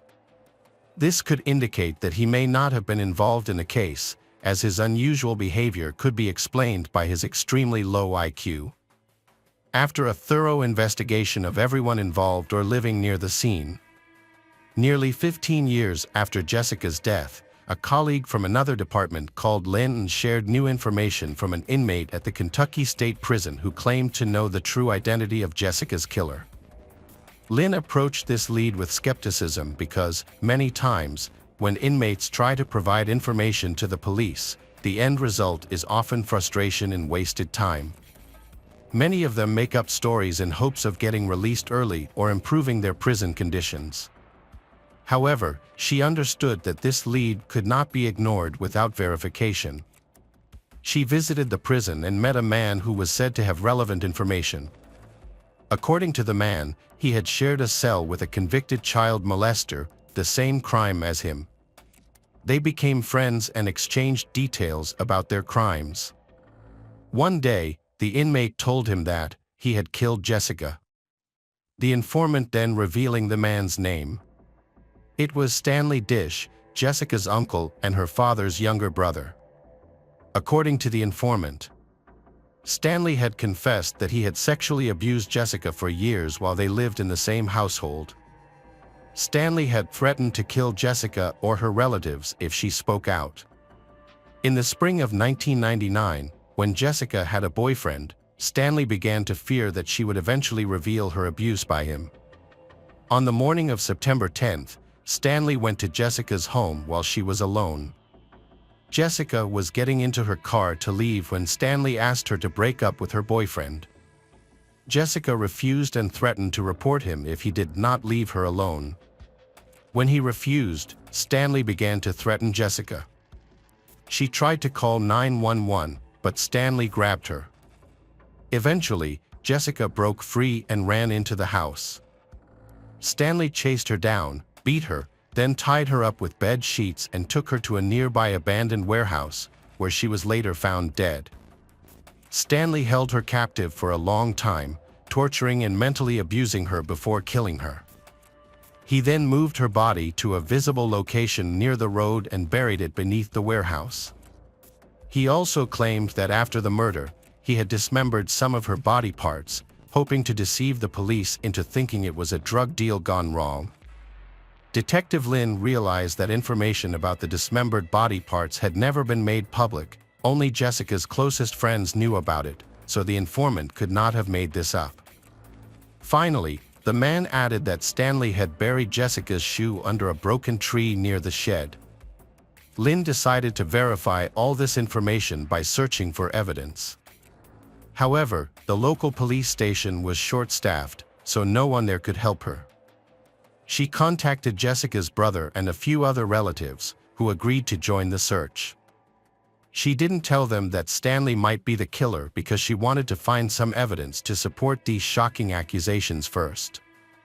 On the first day, they didn't find any clues in the heavy rain. They dug in areas that matched the description, but to no avail. The next day, Jessica's brother and Lin returned to the scene. On the way, he showed her an abandoned shed on the side of the road. They went there and started digging inside, and almost immediately found a significant breakthrough. They discovered a buried bedsheet. Lin collected this evidence and quickly went to Jessica's house. Over the years, Jessica's room had been kept exactly as it had been when her missing. Thanks to this, Lin was able to confirm that the bedsheet found was part of Jessica's bedding, as it was not on the bed, and the other linens had the same pattern. Shortly after the evidence was discovered, Stanley was arrested and questioned. Although he appeared very nervous during the interrogation, he still refused to admit to the crime. He was eventually charged with murder, and the case went to trial. Jessica's father, Mike, could not believe that his own brother would commit such a cruel act against his daughter. He went through a period of complete denial but eventually accepted this unbearable truth. He recalled that in the early days of Jessica's disappearance, it was Stanley who suggested searching for the body near the riverbank. However, during the search, he suddenly felt nauseous and was taken home by his brother. It turned out that this incident occurred just a few hundred meters from the warehouse where Jessica lived, suggesting that Stanley had deliberately distracted them from searching for her while she was still alive. During the preparation for the trial, Detective Lin carefully researched Stanley's past. She discovered that he had a previous conviction for assaulting another girl in the family. In addition, several other women reported that he had sexually abused them when they were children. He often took advantage of his relationship to stay at the victims' homes, then committed the crimes by threatening them not to speak out. The police concluded that he had committed these acts over a period of 3 decades. However, Detective Lin found that securing a murder conviction would be difficult due to the lack of direct evidence such as fingerprints or DNA. She dug deeper into the case and stumbled upon an old box of files that had not been examined. When she looked through the contents, she was shocked again by the incompetence of those who had originally handled the case. The box contained a letter dated June 26, 2002, in which another informant had written to the police with the same story that Lin had only heard 12 years later from a Kentucky inmate. In the summer of 2002, Stanley had been convicted of assaulting an underage relative. During that time, he had told a fellow inmate, who happened to be a police informant, about killing Jessica. The fellow inmate had written a letter to the department handling the case, revealing the gruesome details of what Stanley had done to his niece. The police simply ignored the letter and, perhaps believing that David had been involved all those years ago, did not consider other suspects. Lin was frustrated by the lack of professionalism from her colleagues. Had they paid more attention to their work, the case might have been solved in 2002. For years, Jessica's family could only wait for the trial, hoping that Stanley would finally face the justice that had been delayed for his actions. The case began in 2015, and Stanley proclaimed his innocence. In court, Jessica's parents could barely look at the relative who had destroyed their lives. They were also furious that he would not admit to his actions to help them gain closure. The prosecution was concerned that the chances of securing a conviction for murder were slim, mainly due to the lack of substantial evidence. They were also worried about the charges of assault against the other girls in the family, as these witnesses would have to come to court and describe Stanley's behavior toward them in detail. To clarify, the prosecutor negotiated a plea deal with Stanley. Under the terms of the deal, the death penalty would be waived if Stanley pleaded guilty to the assault on his relative and to Jessica's murder. Stanley agreed to the deal, however. Part of the agreement stipulated that he did not have to reveal any further details about the crime. Jessica's parents were unhappy about this, as they wanted to know the whole truth. In the end, Stanley was sentenced to 20 years in prison, with the possibility of parole after 15 years. Stanley was sentenced at the age of 56 and could have been released at the age of 71.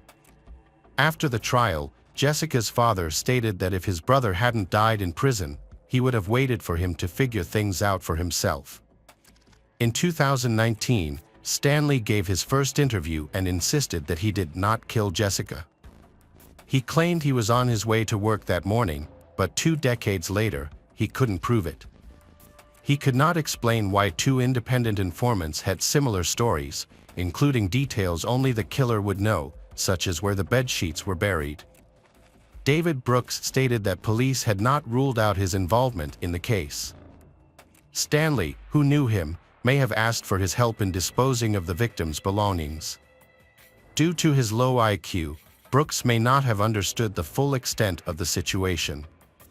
It is possible that he burned Jessica's clothes in a fire and that Stanley gave him gloves that had a scent detectable by dogs. However, the truth may never be revealed, as Brooks passed away in 2021 due to heart problems. On the 3rd day after Jessica went missing, her younger brother heard screams outside and thought it was his sister calling for help. However, it is impossible to say for certain what happened at that time. Jessica could still be alive, but Stanley might have kept her in a shed a few miles from her home. In this case, it is more likely that the child imagined the incident due to stress or that someone else was screaming. However, there is another theory, although it seems unlikely. We know that shortly after Jessica's father rushed out, Stanley drove up to the house, which indicates he was nearby. Therefore, it is possible that the girl was in his car with her mouth covered or unconscious. In spite of this hypothesis appears very unlikely,